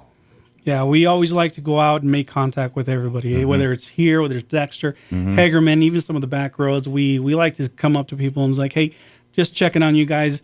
When I first started, I went to some of these ranches and stuff, and rancher comes out and he's like, hey, what you doing out here? I said, you know what? I'm just saying hi. That's all I'm doing. You're just visiting? Yeah. This is one area that I patrol. I want to know who you are, and so you know who I am. Yeah. You don't shoot me. You don't shoot me at the And by and large, if something shady's going on out here, I want you to come to me. I want you to say, look, that's exactly how every deputy in their little beats areas that they're patrolling, that's kind of what they know these neighborhoods, they know the block, they know the people, and they know when something's not right and when something is right. And that's the beauty of it. And because you go down that neighborhood and you're like, man, there's a whole lot of things that don't look right here. Yeah. But as the deputy that patrols it now, that's just how this neighborhood rolls. Yeah, it's just normal. That's just normal. That's not out of the ordinary. Yeah, Everyone that bike has been there for about a week or two. Exactly. When that bike isn't there, you're like, that going bicycle used to be there. I wonder what happened to it. This is what the deputies are doing. They really keep tabs on this stuff. So, and so if you're a people person, I think a career in law enforcement is definitely for you, because that's what you do all day. Is most of the time, I'm going to take a stab that most of your day is not actually being a cop. Most of your day is being a mentor, being a friend, being a psychologist, being everything but actually cop stuff. You know what I mean? Yeah, it's everything. It's not arrests and putting people in squad cars. Most people, it's just talking about their days, trying to help them navigate their problems, de-escalating situations, bringing resolve and peace into a bunch of hotheads. That's what a day of a sheriff's deputy's usually every one of these deputies experience that on a daily basis. We go from 0 to 100 back to 0, or maybe to 1, and then a lot of times they don't have to make arrests and stuff. They just have to de-escalate and make everybody happy, and then they can go home, go to their corners for the night. Yeah, exactly. You know, plenty of times we've come up to people and be like, hey, what's going on? Why are you so upset? Well, I'm upset at this. Okay, well, I understand you're upset. You don't need to yell at me for it. So let's figure this out. You guys are the punching bag sometimes. Sometimes you just let them kind of just spout off on you. Yeah. They kind of peter out, and then everything's... I don't know how many times Charles said, a lot of times I'll just let them go, and then they feel better. All right, let's work this out. And then everyone's, spent and then ready to resolve it. That's a tactic. Yeah, exactly. But this is what they train and do. So please inquire. Go online to the county's website and, start the application process, or go down into the sheriff's department. Talk to some of the deputies, talk to some of the staff down there. And let's see what they can do to kind of put you in the pipeline here. And that's how I started asking questions. I had some buddies, and I asked them, hey, how was your day? What's it like? They would tell me. I did a ride-along, and before you know it, I was like, okay, this is something that I definitely want to do. Sure. I came to realize, again, it goes from 0 to 100, then back to 0. Yeah. But there are, just like any job, you have your ups and downs. This job is a little bit different, because sometimes it just comes home with you. Sure. Mentally. It's not a 9-to-5 job. Exactly. You don't check out. Exactly. That's the biggest thing, too. Yeah. Is that alley that you were talking about, that's a grocery store for us as well. We're checking it left and right. So, but we're always happy to talk to people. We're always happy to encounter. And that's kind of, and I know this is something that since day one, when Sheriff Mike Harrington, took the job, he was on you guys saying, you will be in the public. You will be at every event, and he's right, because we want the public to see a sheriff deputy in uniform and say, that's a place of safety. That's a place of comfort. That's a place I can turn for whatever. If it's emergency help or I just want to know a good place to get a cup of coffee. Yeah, exactly. You know, that's what the deputies do. Food, I'll tell you that. My guys like to eat. They love to eat. They love to work out, and they love to eat. And I'm going to say a big thank you to those businesses that hook you guys up every time. You know, I like Domino's, and there's a few others out there. And as a matter of fact, that was on the night of the ride along. They stopped for lunch break, and we hit the Domino's here on North Main, and not one deputy paid. No. And I'm like, that is so cool. And they tried. A couple tried. And no.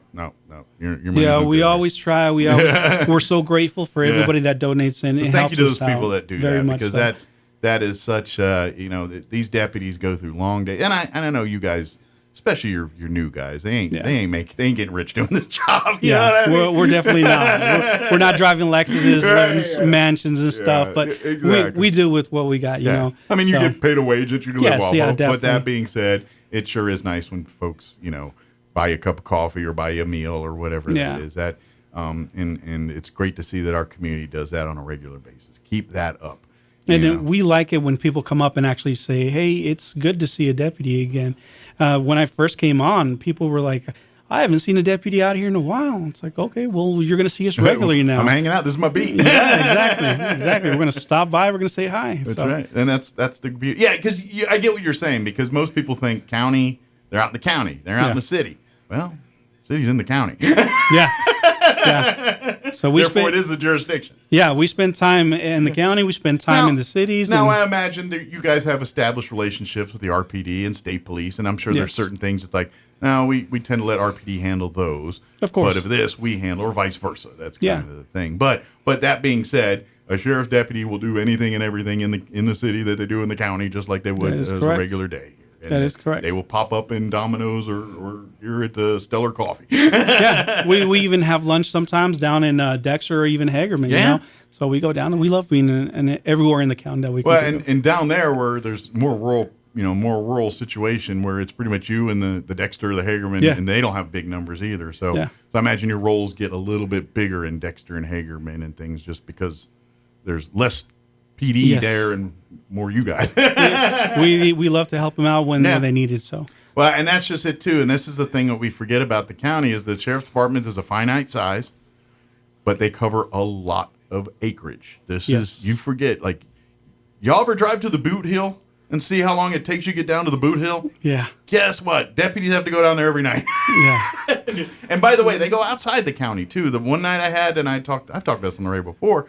The one night I was doing, they had an accident in Roosevelt County out on the highway, 70 northeast, about halfway to Vaughn out there. Yeah, and guess what? Sheriff's deputies and Roswell Fire were the ones that had to go out and respond to that call, and that was an act.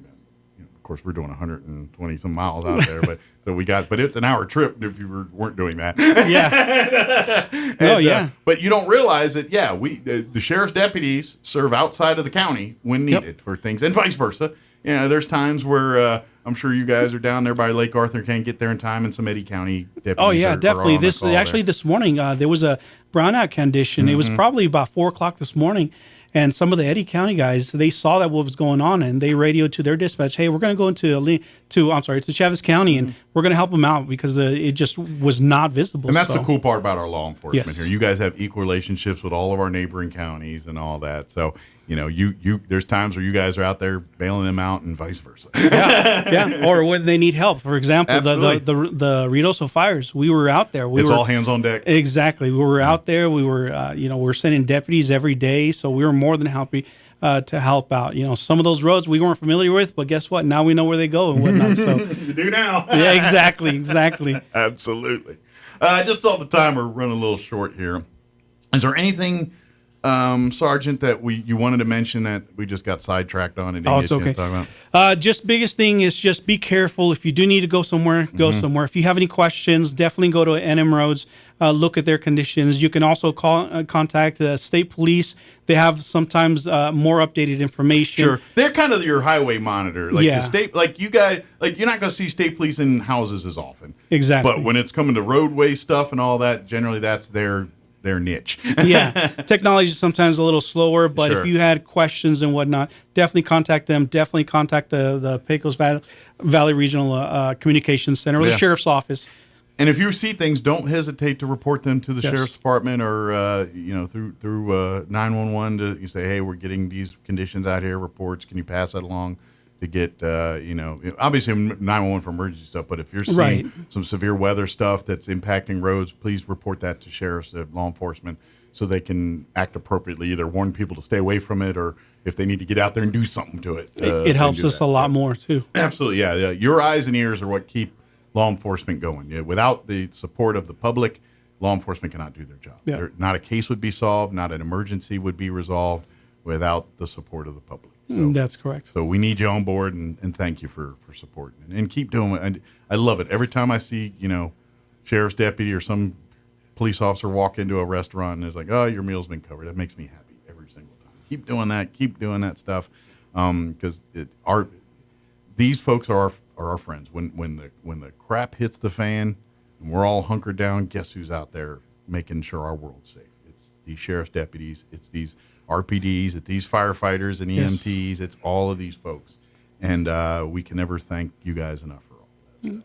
Well, we appreciate it. We definitely appreciate the public and their support. Every time I have somebody come up and say, hey, thank you for your service. Well, we appreciate the support. We really do. Yeah. On behalf of the sheriff's office, we appreciate anybody that comes up and it supports us or helps us out in whatever way possible. And if you're interested in being part of the family, come apply within. And like I said, it's going to be the hardest job you probably ever did, but it's also going to be probably the most rewarding job. Yes, it is. So, we're not going to sugarcoat it and say this is a cakewalk. It's not. Yeah, it's it really job. it's not meant for everybody, but everybody can come down and try to find out a little bit about us. I would say if you are a tolerant person, able to have patience, because you're going to need a lot of that as a law enforcement. If you're good at dealing with handle pressure situations, these are probably skill sets that will serve you well as a law enforcement. I mean, knowledge of the law and all that, they'll train you on all that. You will get a crash course in all the laws and everything on how that works. We have some really good trainers that are training our deputies. That all can be learned. The things that can't be learned are integrity. Exactly. And the server's heart. Yes. Which you have to have as a sheriff's deputy. Yeah. That's something. So if that sounds good, please apply within, because I guarantee you're gonna be part of a family after that, and it's going to be a close knit thing. And I guarantee you're going to make relationships that are going to be a very important part of your life for the rest of your life through that job. Yeah, and get to meet some cool people, go some cool places, get to do some cool things, and before you know it, you're going to be talking about it. They go by really, really quick. And then you're talking in code and everything you do and everything else. Yeah, I know. Tell me about it. I'll just tell my wife, hey, babe, 1022 that, and she's just looking at me like, really? Are you talking to me in code? It's like, I have military. I do that sometimes. My wife goes, "Are you really doing that to me?" I was like, "I'm sorry. It's the only way I know it." Exactly. Thank you as always, Sergeant, and Yes, we'll see you next time. Okay, and stay safe out there. Thank you. Put some rocks in your pocket today. You're gonna need it. Yeah, definitely. Thank you very much. Maybe for a having few me. extra clips in the side there just to keep the pants blown up. Exactly. So very good. It is 8:55. Let's pause for a quick break before we get you into news. Don't go away. You're listening to Mornings with Mike Winters. Hey, Roswell, need a truck? You're in luck. Now is your time to buy a new Ford truck for a lot less during Ford Truck Month at Roswell Ford. For a limited time, get massive discounts on every new Ford and quality pre-owned car, truck, and SUV, plus 0% APR for 72 months and no payments for 90 days. Attention business owners, Roswell Ford has a great selection of commercial vehicles, so we're taking care of business. Big trucks, small trucks, work trucks, we've got them all for a lot less. Making payments on your current vehicle and want out early? Roswell Ford wants to terminate your loan or lease, even if you owe thousands more than it's worth. And our aggressive finance team will push to approve your credit, even if it's less than perfect. Plus, Roswell Ford offers mobile services, so our certified technicians will come to you, regardless of where you're at, for oil changes, tire rotation, batteries, recalls, and more. Contact us for details. Massive savings and a better buying experience. Get on board at Roswell Ford, 821 North Main Street in beautiful Roswell. Call 575-623-3673 or online at roswellford.com. 0 APR is 13.89 per thousand finance. Interest accrues from native sale on select vehicles. Trade balance refinance minimum. Subject to lender approval. Offers not denied. Sure, you can inspect your own roof, get out that rickety ladder, crawl around up there and try to spot the problem until... Or you could call the experts at Do Right Roofing. Do Right Roofing has quality products for any type of roof. They can even install seamless gutters. Do Right Roofing will inspect your roof and give you a free estimate fast. Keep your feet on the ground. Call Do Right Roofing today.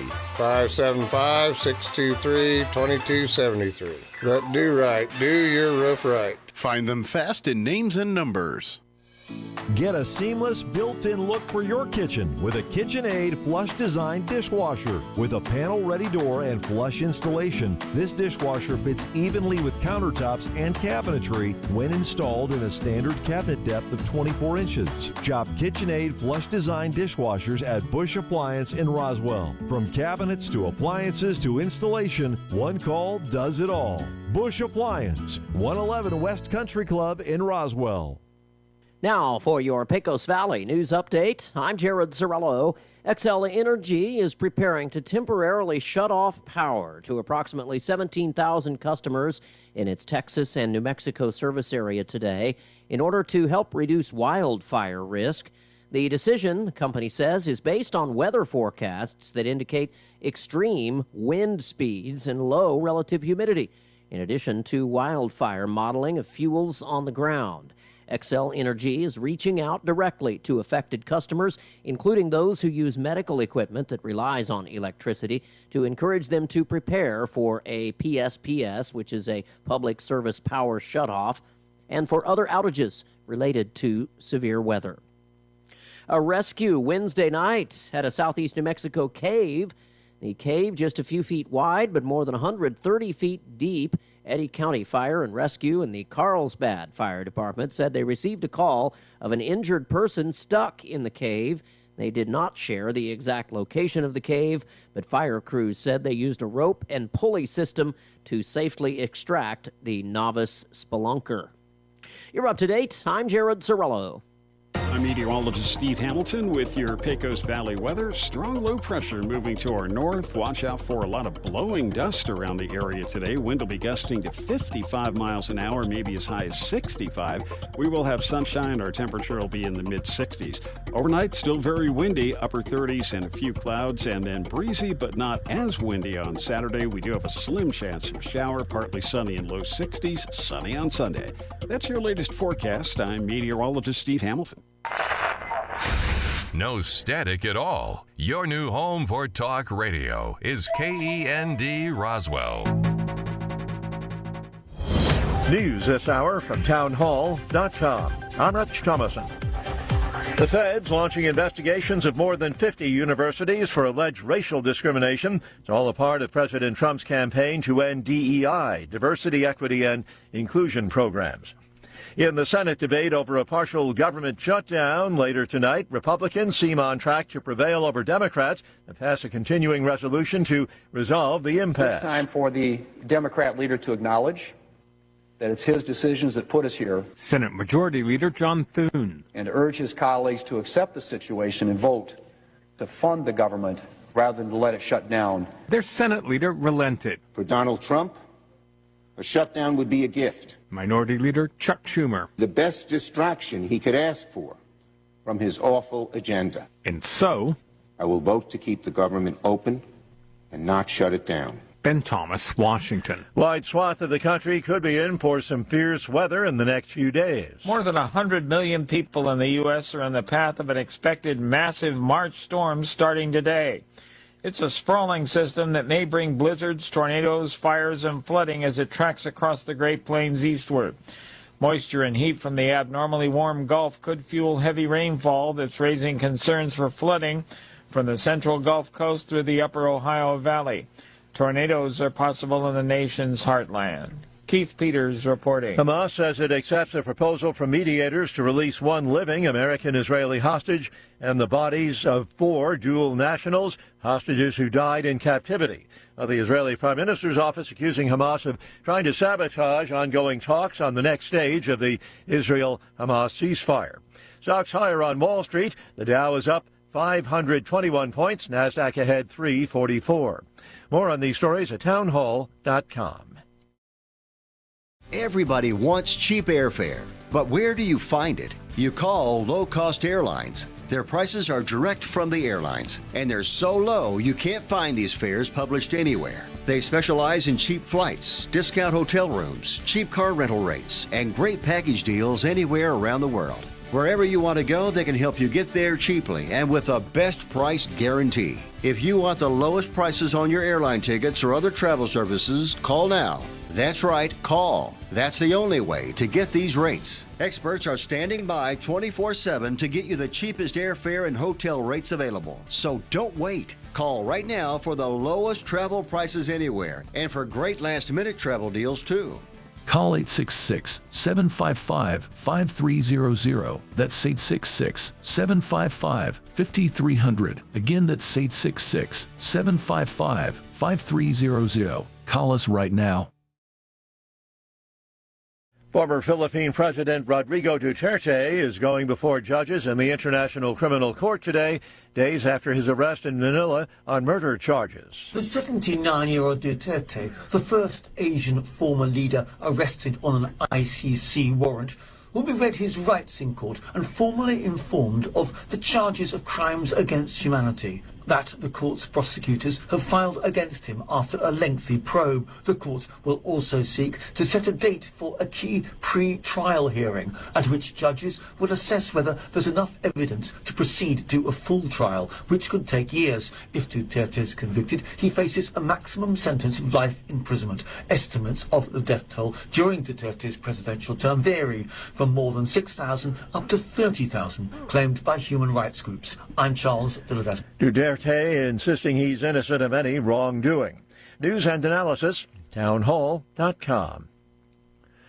Trump administration asking the Supreme Court to partly allow birthright citizenship restrictions. Federal judges in 3 states have blocked the executive order that would deny citizenship to those born after February 19th whose parents are in the country illegally. So the Trump administration is asking the Supreme Court to narrow those orders from the lower courts. In the emergency request, the Justice Department argues that individual judges lack the power to issue nationwide injunctions. Greg Clugston, Washington. The investigation of a January mid-air collision that killed 67 people near Washington, D.C., revealed an alarming number of recent close calls just outside the nation's capital. And now aviation experts, as well as family members who lost loved ones, are asking why Congress and the Federal Aviation Administration had failed to act despite previous warnings. More on these stories at townhall.com.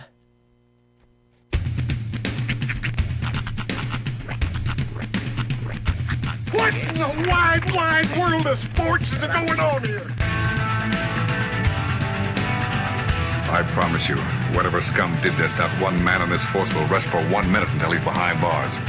Now let's grab a bite to eat. Yeah, come on. I feel the hot wind on my shoulder and the touch of a world that is older. I hit the switch and check the number. I leave it on and then I slumber. I hear the rhythm ringing through it. Flamenco guitar and cumbia music. I hear the talking of the DJ. The travel listen, what does he say? I'm on a Mexican radio. I'm on a Mexican radio.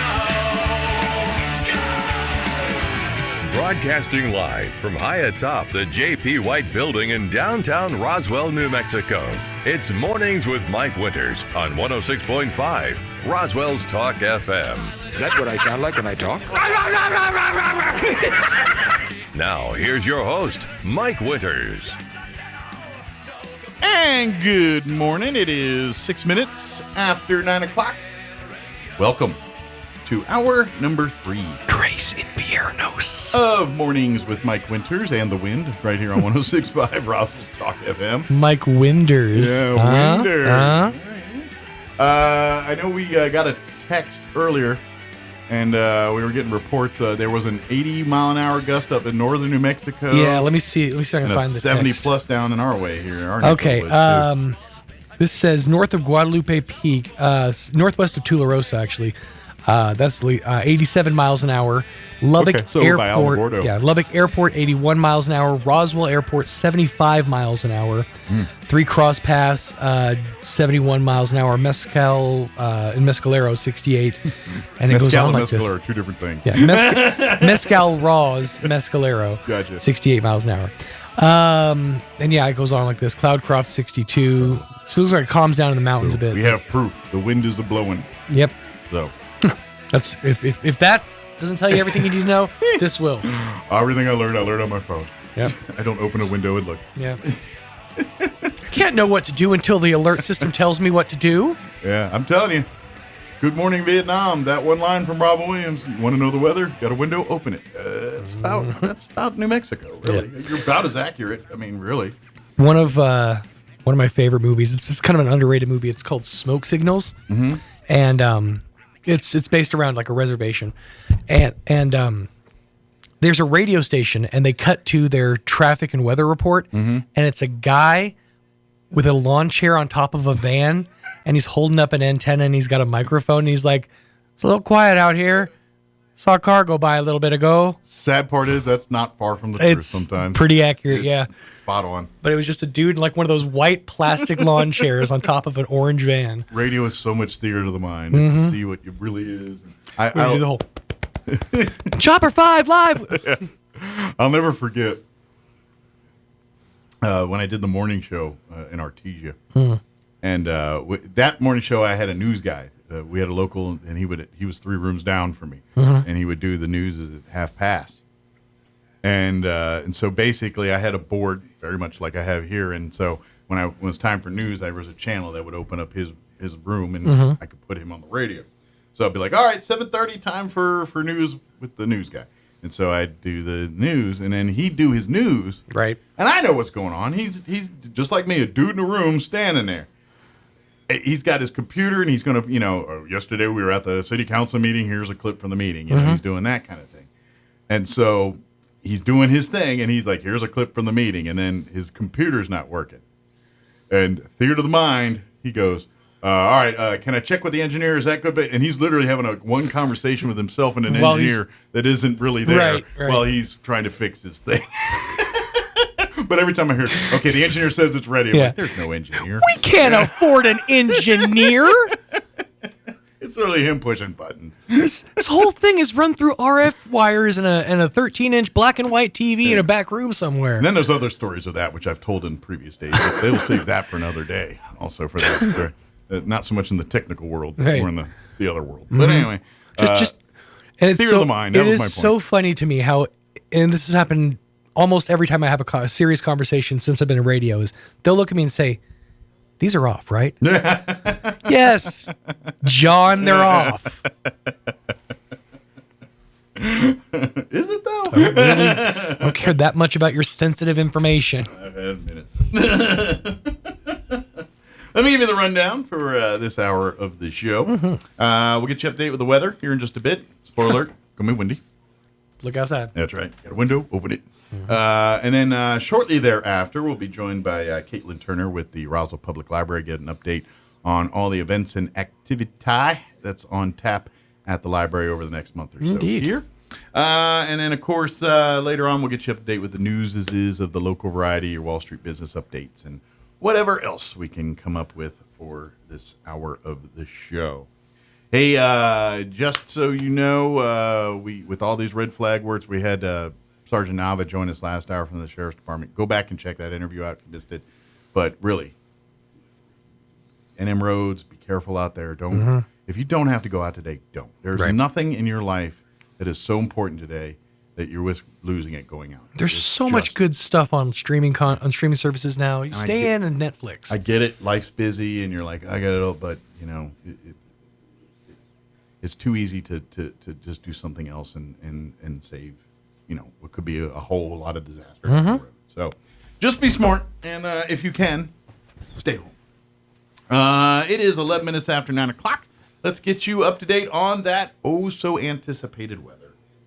Weather this hour brought to you by Southwest Bearing under new ownership. Custom solutions for your heavy equipment. Hydraulic hoses, hose repair, bearings, seals, sprockets, belts, tools, fluids, and fittings.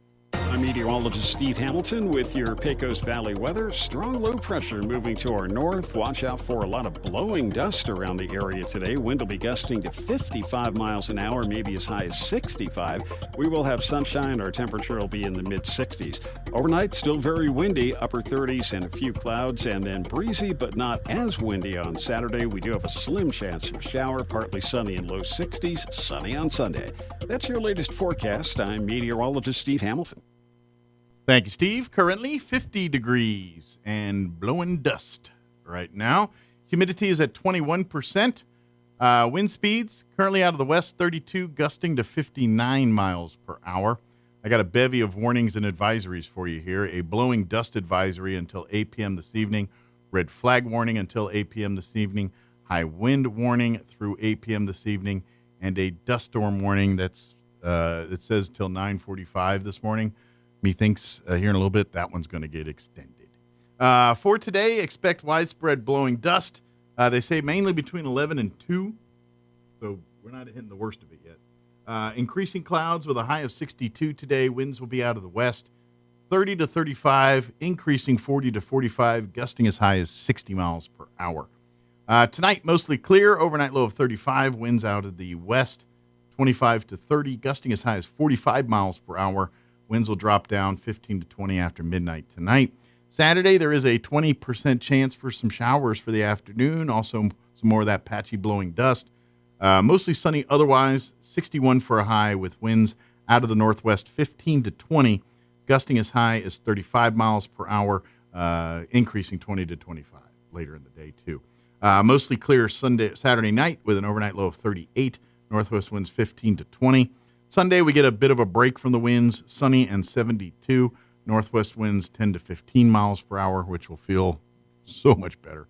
And then Monday, they're talking mostly sunny and 84, but looks like Tuesday, we're back into the dust and the winds and all that good stuff. So, couple day break. Looks like Sunday, maybe Monday, too.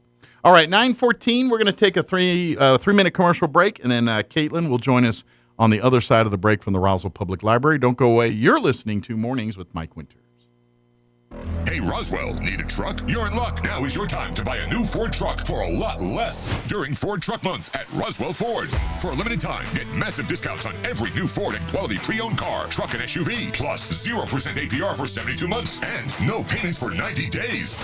Attention business owners, Roswell Ford has a great selection of commercial vehicles, so we're taking care of business. Big trucks, small trucks, work trucks, we've got them all for a lot less. Making payments on your current vehicle and want out early? Roswell Ford wants to terminate your loan or lease, even if you owe thousands more than it's worth. And our aggressive finance team will push to approve your credit, even if it's less than perfect. Plus, Roswell Ford offers mobile services, so our certified technicians will come to you, regardless of where you're at, for oil changes, tire rotation, batteries, recalls, and more. Contact us for details.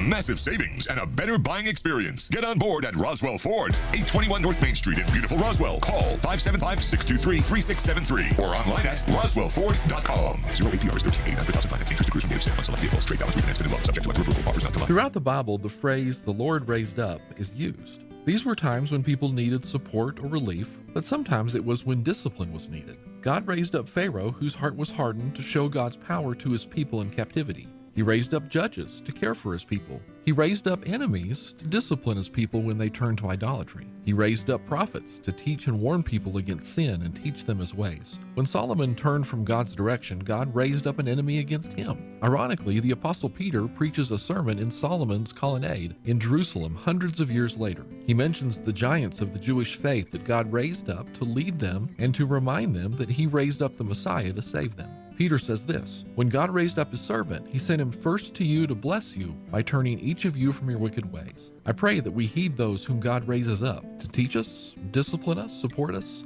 and certainly lead us to him. Join us at the Country Club Road Church of Christ for worship at 10 a.m. on Sunday, located on the corner of Country Club and Washington in Roswell.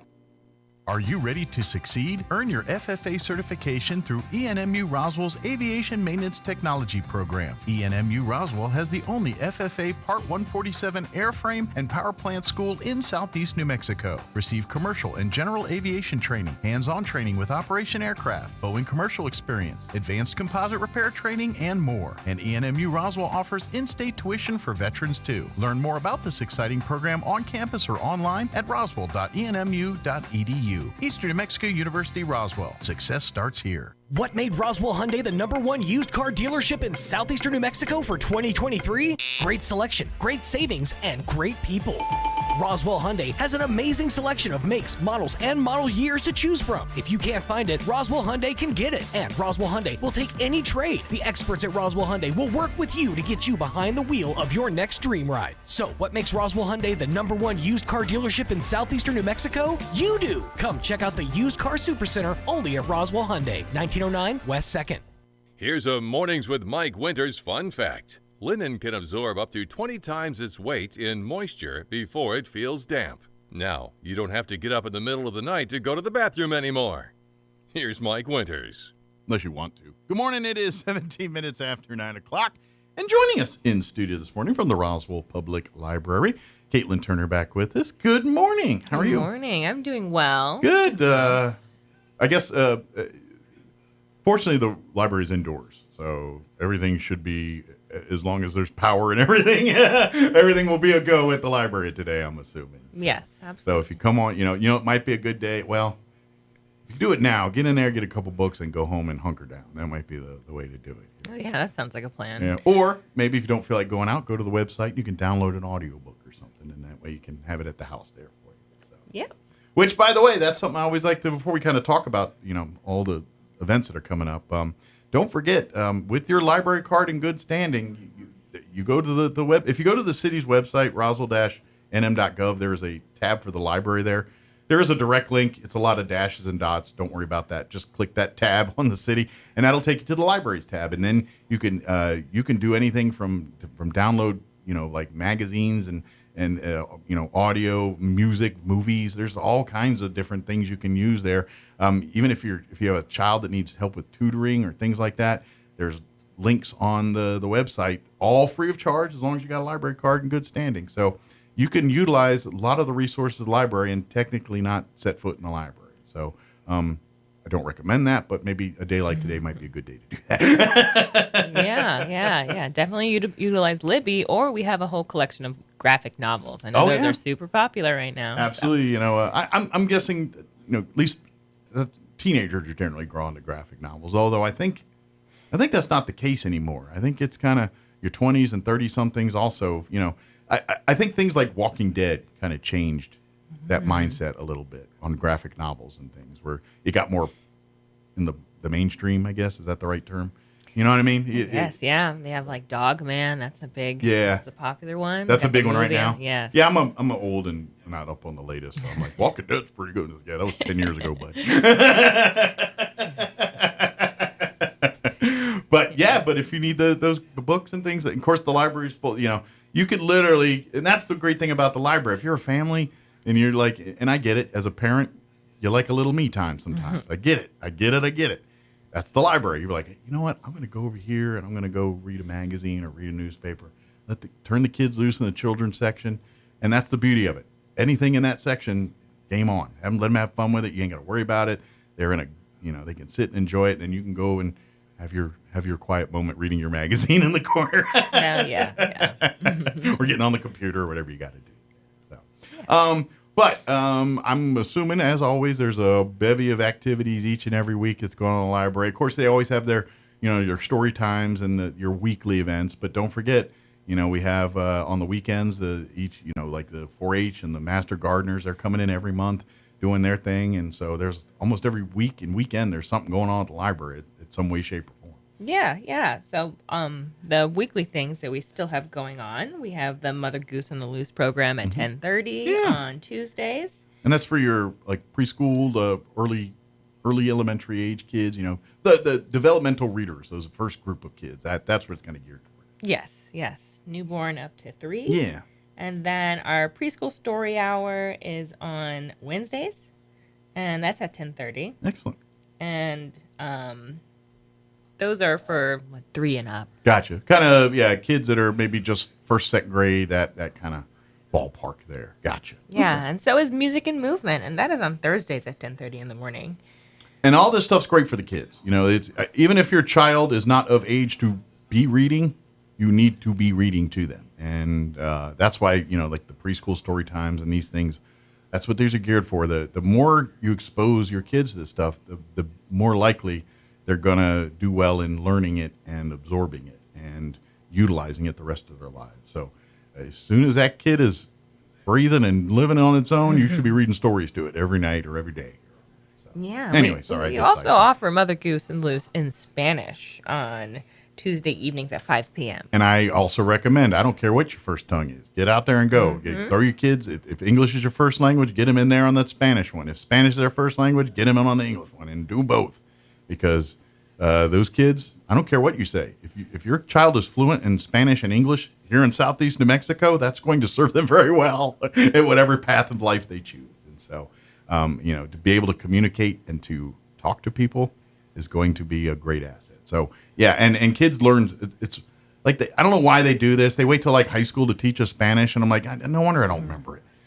They need to do it at that age, 2-3 years old, when they're developing these skills. They absorb it way better and will retain it way better. So, sorry, I get on my soapbox. But these are great assets. If you have a child of the age, you should be taking the library doing this stuff. This is the kind of things you can do to help your kids succeed. And they're going to school. They're going to go. You're going to need to do extra things to outside of school to get your kid prepared for life. Yes. And these are those kinds of things to do that. So, anyway, sorry, soapbox over. Good, yeah. Preparing for life, STEM, growing field. I teach STEAM classes. Yeah. Yeah. So our next one is tomorrow, and we're going to be working on block coding. So we're going to be having different coding activities. Okay, so little programming, computers, that type of stuff here. So all you computer program, maybe game designers that aspire to do that kind of stuff, this is kind of ground floor level stuff of that. Yes, very basic, and we're gonna have anything from Scratch and Octo Studio, and even like little games that even the younger. Okay. So regardless of the age, you're gonna take something from it. The little bit older kids, obviously, and then of course your younger kids will get the intro and to maybe get the bug. Yeah, to be into it, kind of thing.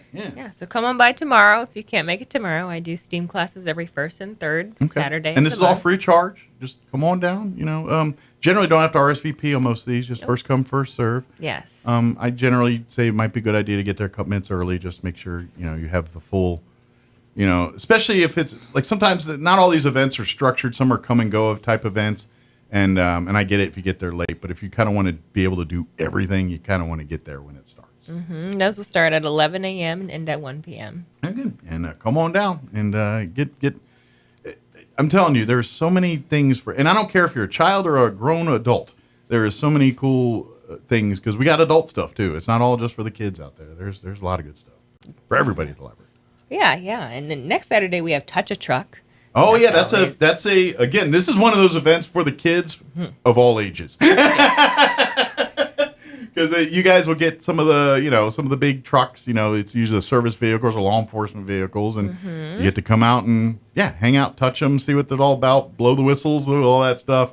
And I'm not gonna lie, I guarantee there's 20 and 30 something year old men just as cool into that as there is a 10-year-old child. For sure. Yeah, and that will Two ladies too, but mostly dudes. Yeah. That starts at 10:30 a.m. and that would be on the 22nd Saturday. Very good. So here, not this weekend, but next weekend. Correct. Perfect.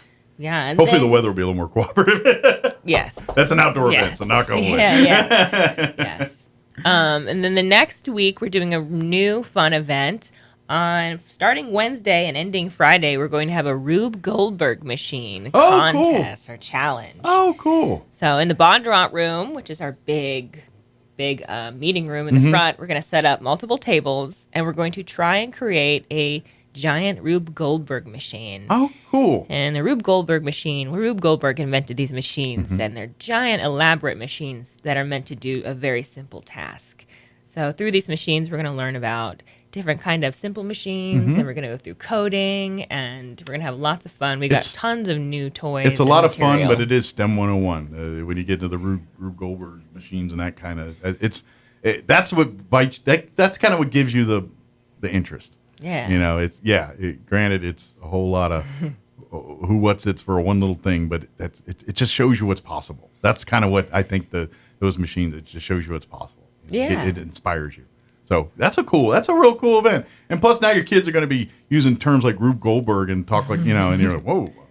And there'll be adults like, what is that kid talking about? I don't know. Yeah, we've also got the miniature museum in on it, so they're going to they're going to participate as well too. Very cool. Yes. So thanks to them for getting involved. And and this is sponsored by MIT's Public Library Innovation Exchange Program. Oh, nice. So they're sending us an intern from MIT to come help this is kind facilitate. of a big deal. It is. It's going to be lots of fun. It starts at 10 in the morning on Wednesday, and it's drop-in. You can come in. So you don't even need to RSVP or nothing, Nope. even though it is kind of a little bit more to this than our normal fare here. Yeah, it's going to be going all day, Wednesday, Thursday, and then Friday at 4 p.m. is we're going to set the machine off. Okay, so probably kind of come and go is the thing, but you definitely won't be there on that last day at 4 to kind of see the fruits of the labor.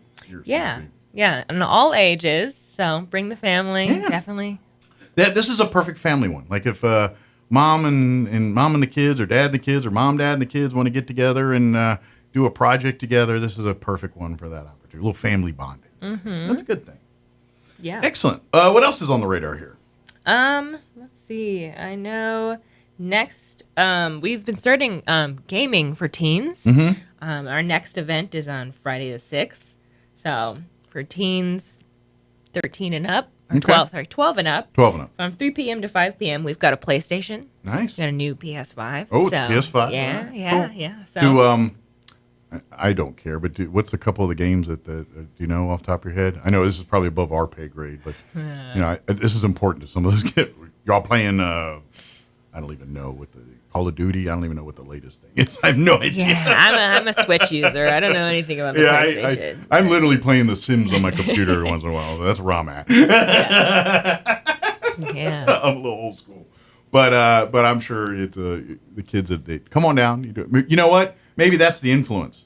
Maybe it's TBD on this one, and so based on the collective of the kids and based on the inventory of what games are there, they're all right. Well, it's going to be whatever Mortal Kombat or whatever game they're into. I have no idea. But it sounds cool either way. So that's where you need to get Roy in the room. He's a gamer. He's more into that stuff. Well, come on by. That's right, Roy. Roy could be your Sherpa. He'll be your game Sherpa. Okay, you probably need one. Yeah. What date is that again? That's on Friday at 4, or Friday the 4th at 3 p.m. Okay, so here in about 3 weeks, or April 4th, whenever. I know March is almost over, so it's about 2 weeks. Yeah. So anyway, sorry, what's next on there? Let's see, for the upcoming events, well, we do have last one of this month. The 29th, we have popcorn and a movie.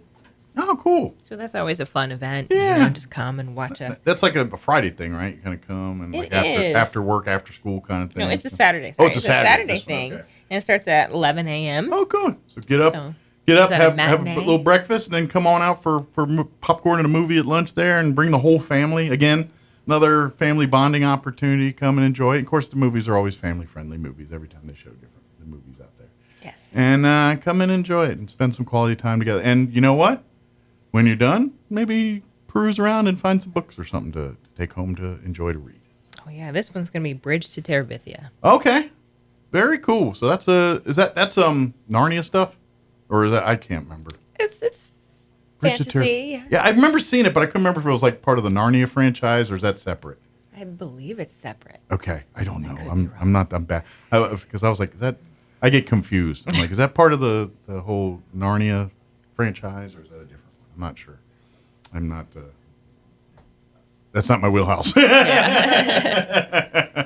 Very cool. But people that know. So awesome. Don't allow that. But what I recommend is you grab a calendar at the library. They have a digital version online that you can get and keep. But if you're one of those folks that like to, put it on the fridge kind of thing, come on down to the front desk at the library. They usually do it in 2-month increments. Like I'm guessing it's probably got March and April on this on the current one right now. Yes. And so you can, I know even though we got a couple weeks left in March, you can see all of what's on tap for April, and that way you can plot and plan and make sure that you're at these different events when they pop up here. Yeah, we also have it on Instagram if you want to just take a screenshot of that.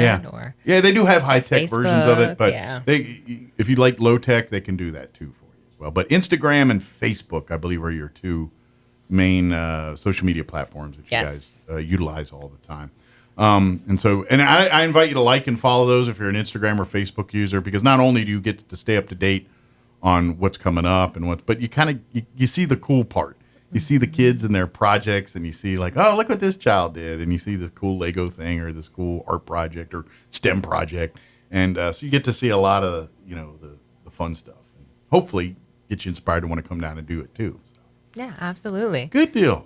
Is there any other events, anything else we wanted to make sure we kind of covered here? I just want to make sure and remind everybody that the Makerspace is open, and we do have a Makerspace. We've got 3D printers, a laser cutter and engraver, a Cricut machine, sewing machines. While I got you, kind of talk about like if someone's interested in utilizing this stuff, because I don't think you can just roll up and start using it. There is a little bit of training and things.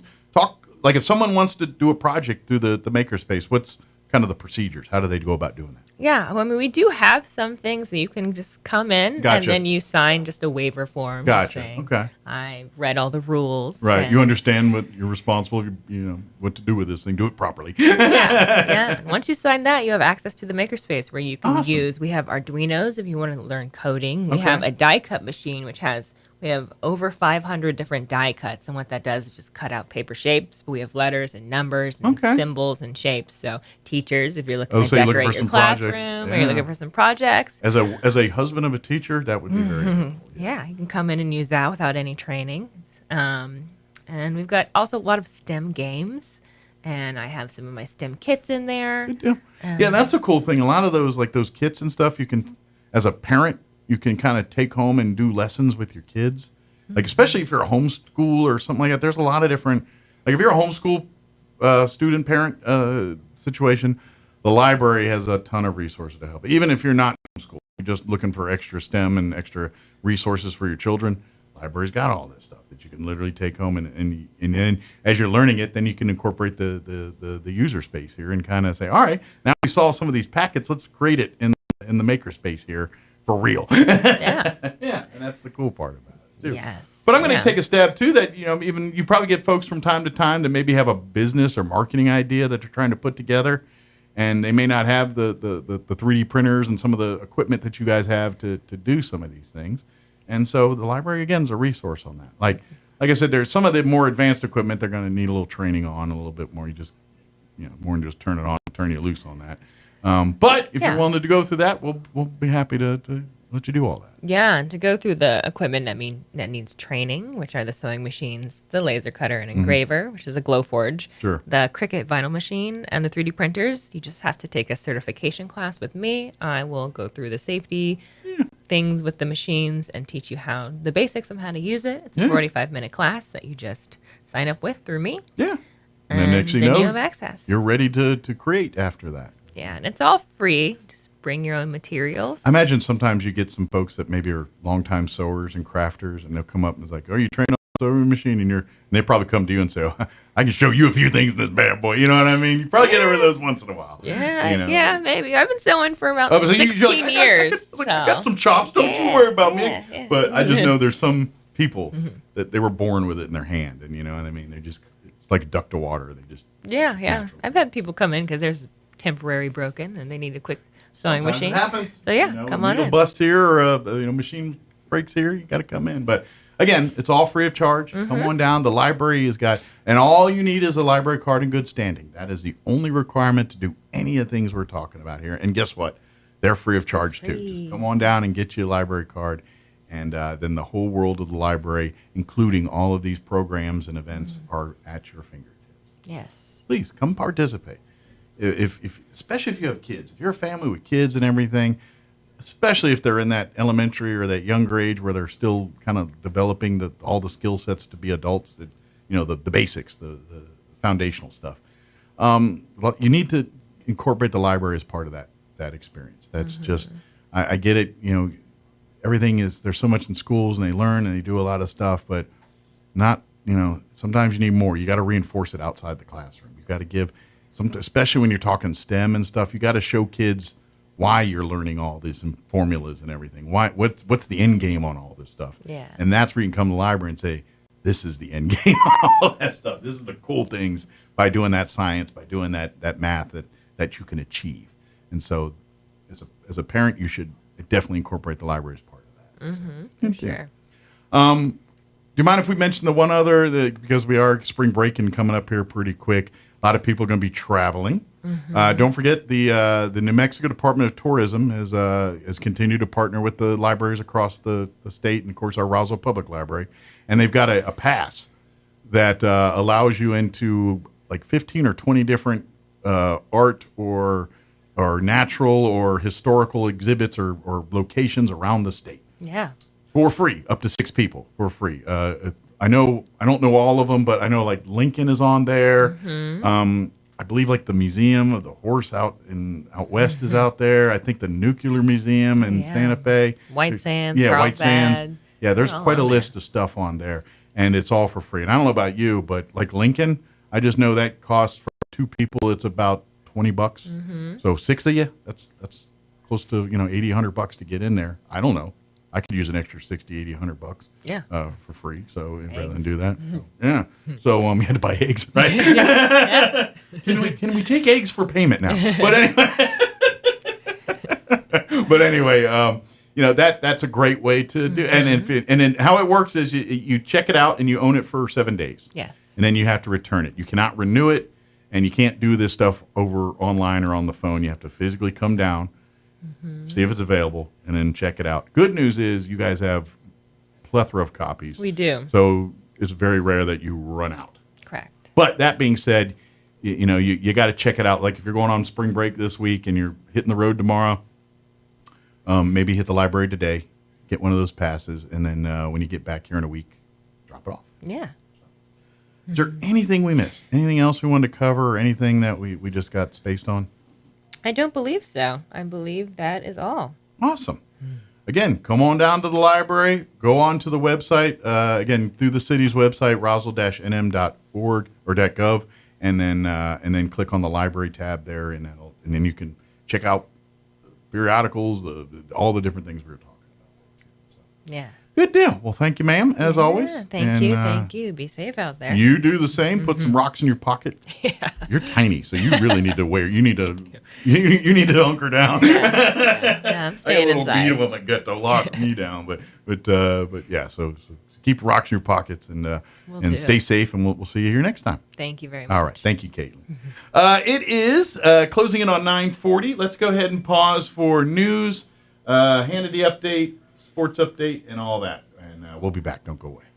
Now for your Pecos Valley news update, I'm Jared Zarello. Xcel Energy is preparing to temporarily shut off power to approximately 17,000 customers in its Texas and New Mexico service area today in order to help reduce wildfire risk. The decision, the company says, is based on weather forecasts that indicate extreme wind speeds and low relative humidity, in addition to wildfire modeling of fuels on the ground. Xcel Energy is reaching out directly to affected customers, including those who use medical equipment that relies on electricity, to encourage them to prepare for a PSPS, which is a public service power shutoff, and for other outages related to severe weather. A rescue Wednesday night at a southeast New Mexico cave. The cave just a few feet wide, but more than 130 feet deep. Eddy County Fire and Rescue and the Carlsbad Fire Department said they received a call of an injured person stuck in the cave. They did not share the exact location of the cave, but fire crews said they used a rope and pulley system to safely extract the novice spelunker. You're up to date. I'm Jared Zarello. Turn up your radio. Here's the Sean Hannity Morning Minute. Donald Trump, in many ways, he has the upper hand, I would argue, over Vladimir Putin because of the state of Putin's economy. And I'll tell you, if Putin keeps ratcheting up the pressure, I think what Donald Trump needs to do is really follow through on his push for energy dominance and making America the most energy-rich country on the face of the earth. And then as soon as we do that, we can sell all of that extra natural gas, oil, coal to our European allies and become the main source of their energy, which would be safer for them if for the national security reasons, number one, and it would be a financial boom for the American people and would create, untold numbers and hundreds of thousands of high-paying career jobs for Americans. Check out the Sean Hannity radio show later today, right here. Look, this country was founded on freedom. Freedom from a country that forced us to buy overpriced tea and then trying to blockade us when we dumped their tea into the ocean. How'd that work out? Well, it's time to throw your overpriced big wireless contract overboard as well. Pure Talk, a veteran-owned company, my cell phone company, says no to inflated prices. With a qualifying plan, you can choose an iPhone 14 or a Samsung Galaxy for $0. And yes, this is for premium service on America's most dependable 5G network. Get your iPhone 14, Samsung Galaxy, $0 qualifying plan by dialing pound 250. Say the keyword save now, and Pure Talk's U.S. customer service team will make the switch in as little as 10 minutes. No hassle, no gimmicks, just honest-to-goodness wireless price right. Pound 250, keyword save now, claim your new iPhone or Galaxy with a qualifying purchase from Pure Talk, which is America's wireless company. Visit puretalk.com for details. It's time for the Chavez County Sports Report. When Roswell's boys made it into the state semifinals with the victory in the quarterfinals, it came up that Roswell had played Volcano Vista, the number one team in Class 5A earlier in the season, losing 91-65 at the Clovis tournament. Well, it was something that the Volcano Vista coach said should not be paid attention to because Roswell was just a better team now.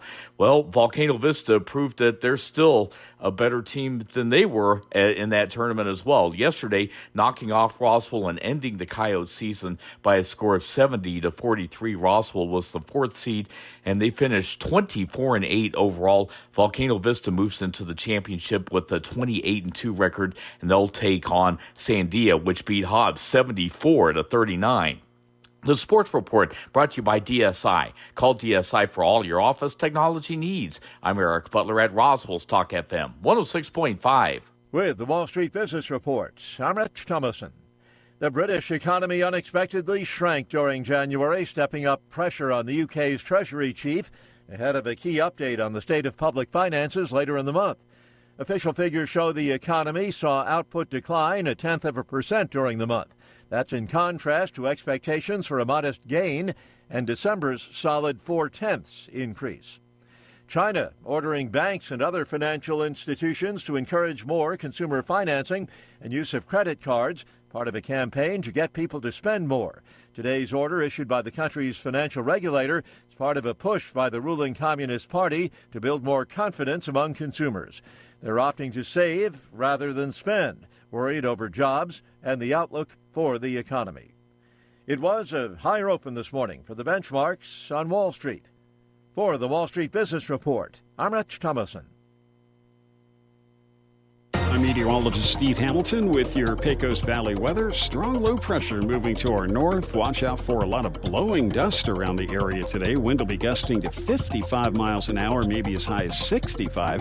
We will have sunshine. Our temperature will be in the mid-60s. Overnight, still very windy, upper 30s and a few clouds, and then breezy but not as windy on Saturday. We do have a slim chance of shower, partly sunny in low 60s, sunny on Sunday.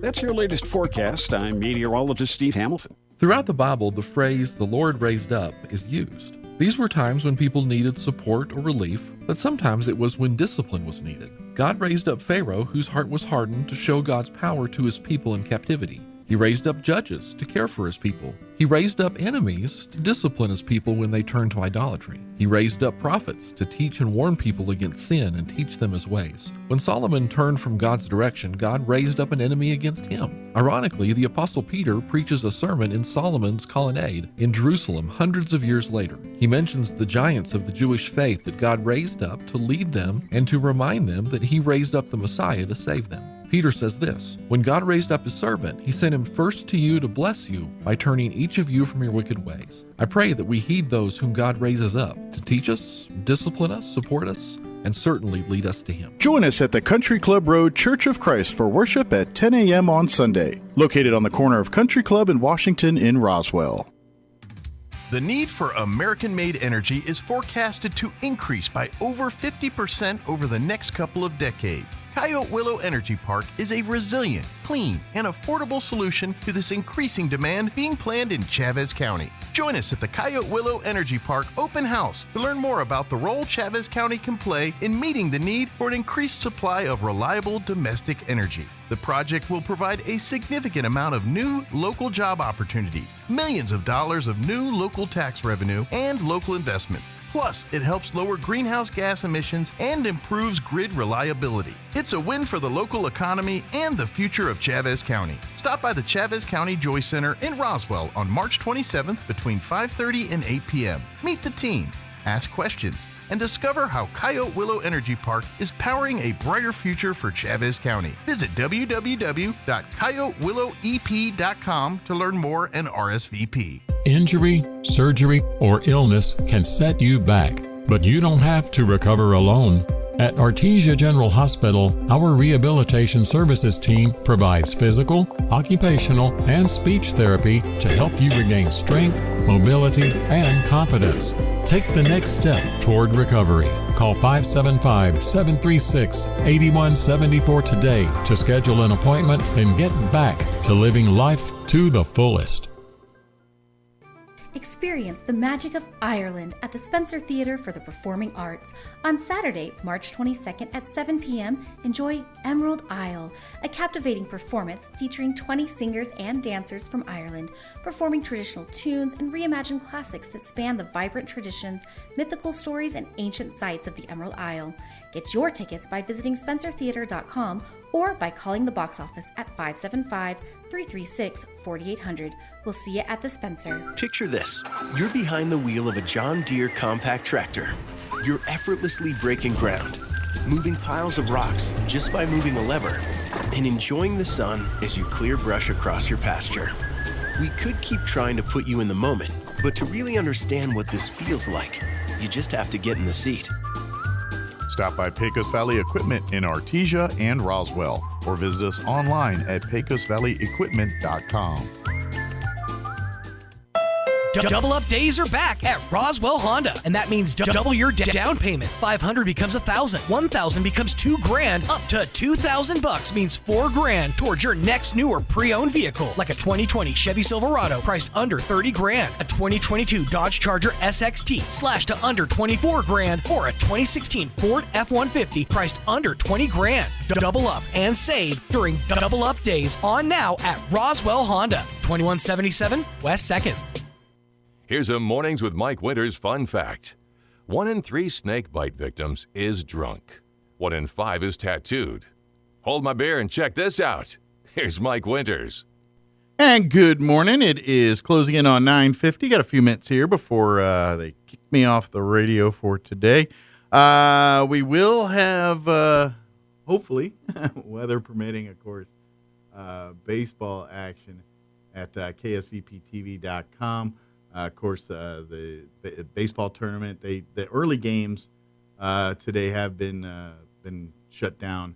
I believe the Lady Rockets softball, their next broadcast will be today at 4 o'clock, and we'll have that for you at KSVPTV.com. Also on there, you will find the Broncos baseball tournament there.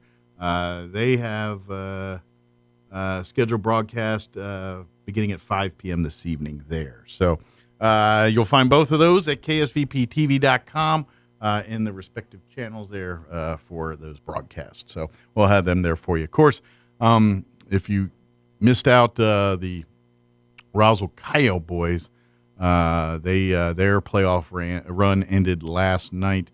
They were defeated by Volcano Vista that was a 1-4 seed. And I was listening to that game last night on the radio. Art and Kelly did a great job, as always, calling that game in Albuquerque. And it just the way they're talking, and I'm reading there's a reason why Volcano Vista is the 1 seed. I think there's Volcano Vista. Yes. Oh, sorry, I got to turn your that's all good radio, your microphone on. But their starting 5 is all like 6'4", 6'5". I mean, they're just like it looks like all those kids are ready to play at the next level right now. You know, and so I could see why they're the 1 seed. And Roswell played them well. Like, they gave up 70 points. Mhm. This team usually gets 90. Right. It's not uncommon for them to get 90 points. So they holding them to 70. That's pretty impressive. So, yes, I know moral victories don't count in all these things, but Roswell held their own as best they could. Not to mention also going in off that game one energy and motivation. You know, you kind of you had a lot of chutzpah. The team really came in with both guns blazing. But Volcano Vista they've just got so much talent. It should be and the Sandia beat Hobbs pretty handedly yesterday too. Mhm. So and I'm not a basketball fan by any stretch. I don't really keep tabs that close. Sports go sports. Yeah. But from what I'm hearing people say is people that were wanting to see a championship, this was the matchup. Sandia versus Volcano Vista. That makes sense. This is going to be so, and that's tomorrow night, 8 o'clock. However, we do have another basketball championship game to tell you about. Artesia Bulldogs, who are in 4A. It's kind of weird. In football, Artesia, Roswell, Goddard, they all play each other. But in the other sports outside of football, Roswell stays up in 5A. Everyone else is in 4A. I think that really has to do with if they put the Bulldogs at a 4A for football, they would just dominate every season. There's no competition. There's something to be said there. But the way the district's now, it's kind of hodgepodge because Lovington's in there, and Lovington used to be a 3A, so they've kind of it's a little different now. But the point is, when it comes to the other sports, Roswell's not in the same bracket. So Artesia and Goddard and them, they're in the 4A. Artesia, they're a 2 seed. They won their semifinal matchup yesterday, and so they advanced to the championship game, which will be tomorrow.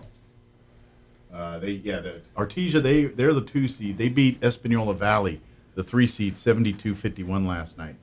On the other side of that semifinal matchup, it was the 4 seed Albuquerque Academy falling to the 8 seed Highland, 66-37. So that's a bit of a there. There can only be one. So there was a 2 versus 8 seed tomorrow night, or tomorrow afternoon, I should say, at the pit.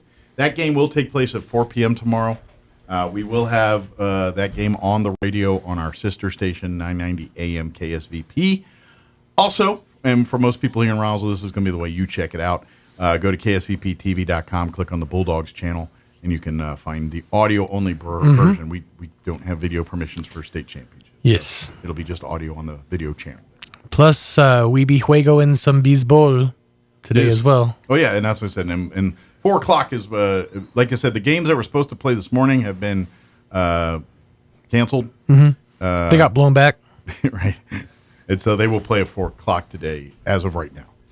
Yeah. But, of course, everybody got that delightful warning literally 2 minutes before the old one was set to expire. Just covering your bases. Yep. And I imagine, when's this one end? 145. 143. We'll get a new one. It's funny, though, 'cause I didn't get mine because I heard the sound. I heard the EAS sound. I'm like, that's odd. And then my phone goes off. I'm like, what? Well, thanks for the seconds that could have mattered. Well, my phone was on vibrate, and it did not make the sound. It mine didn't make the sound either. It just vibrated. Yeah, it vibrated. So that was thankful because otherwise I would have been like it's done every other time it's done to me.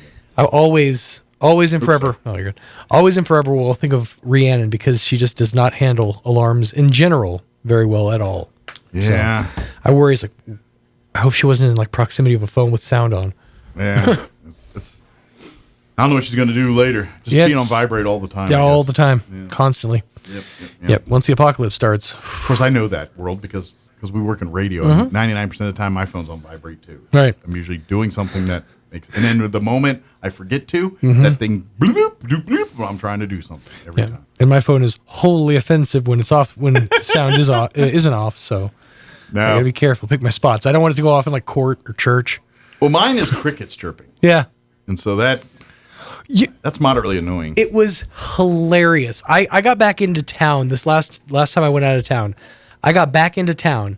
I think it was the day you had said you were coming back from Maryland. Okay. I think it was the day you were flying back in. I was at a Whataburger and I hear the crickets, your exact ringtone go off. And I'm like looking around the Whataburger like, where is he? Where's that little bald son of a gun? Yeah. No, it's a default one on Apple, so odds are someone else just likes to annoy people like I do.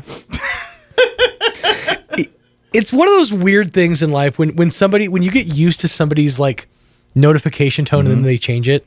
It's like, you're not allowed to do that. Right? How dare you without consulting me first? That's not the noise I'm used to hearing. Exactly. Because every once in a while I'll switch it to the duck quack. Oh, really? Yeah, there's a duck quack too. Change it up. It's annoying too. Shake it up a bit. I don't like the tones. I don't like the. I hate all that. Yeah. I think to me, I hear that kind of stuff. I think this is the stuff they're going to hit you with before they put you in the meat grinder. That's the kind of, and I feel like you're just walking to the salt mine to get got. I like mine because it basically feels like I feel whenever I get a notification. Like, and it's the manifestation of that, Well, and I learned not to pick songs and things I like. Yeah. Because it ruins them. Ruins. Yeah. Ruins. Like, for instance, like this is back in that heyday where it was like the thing to buy 7 ringtones for $99, all that world and all that nonsense. And so I remember procuring the Hail to the Redskins theme song. Oh. As my ringtone. It just made me hate that song because now every time I go off Hail to, and I was like, oh, I don't want to talk. See, what you should do is change it to something you hate. Like you should set your ringtone. Red wine. Fly, eagles, fly on the road to because you'll want to answer it as fast as possible. Yeah. Or turn it off. Or throw that thing. Or toss it in an ocean, yeah. Which is more likely of the three. It'd be real good on a bad day. Because I've heard how many times Mike's phone goes off at like 10:07. Yeah. And I found that it's not good to do funny with your ringtones.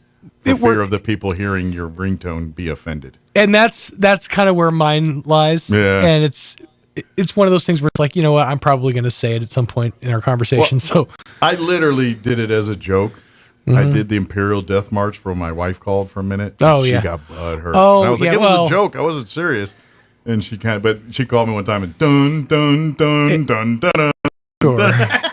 That's pretty good. If it's something that's offensive, like or hurtful towards a person, I just thought it was funny for a minute, but she did not find the humor in it. I like the idea of it being something, being something that's going to make me at least chuckle or start a conversation. Right. Every time.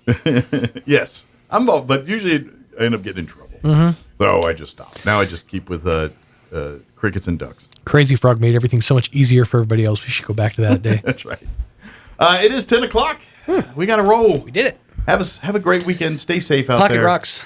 Stay home if you don't have to. And we'll be back bright and early Monday morning with an all-new show, unless I blow to Nebraska or something. But we'll be back. Have a great day. Have a great weekend. Take care, everybody. We'll talk to you on Monday. See ya. Clyde Lewis and Ground Zero is now in Roswell on 106.5 FM.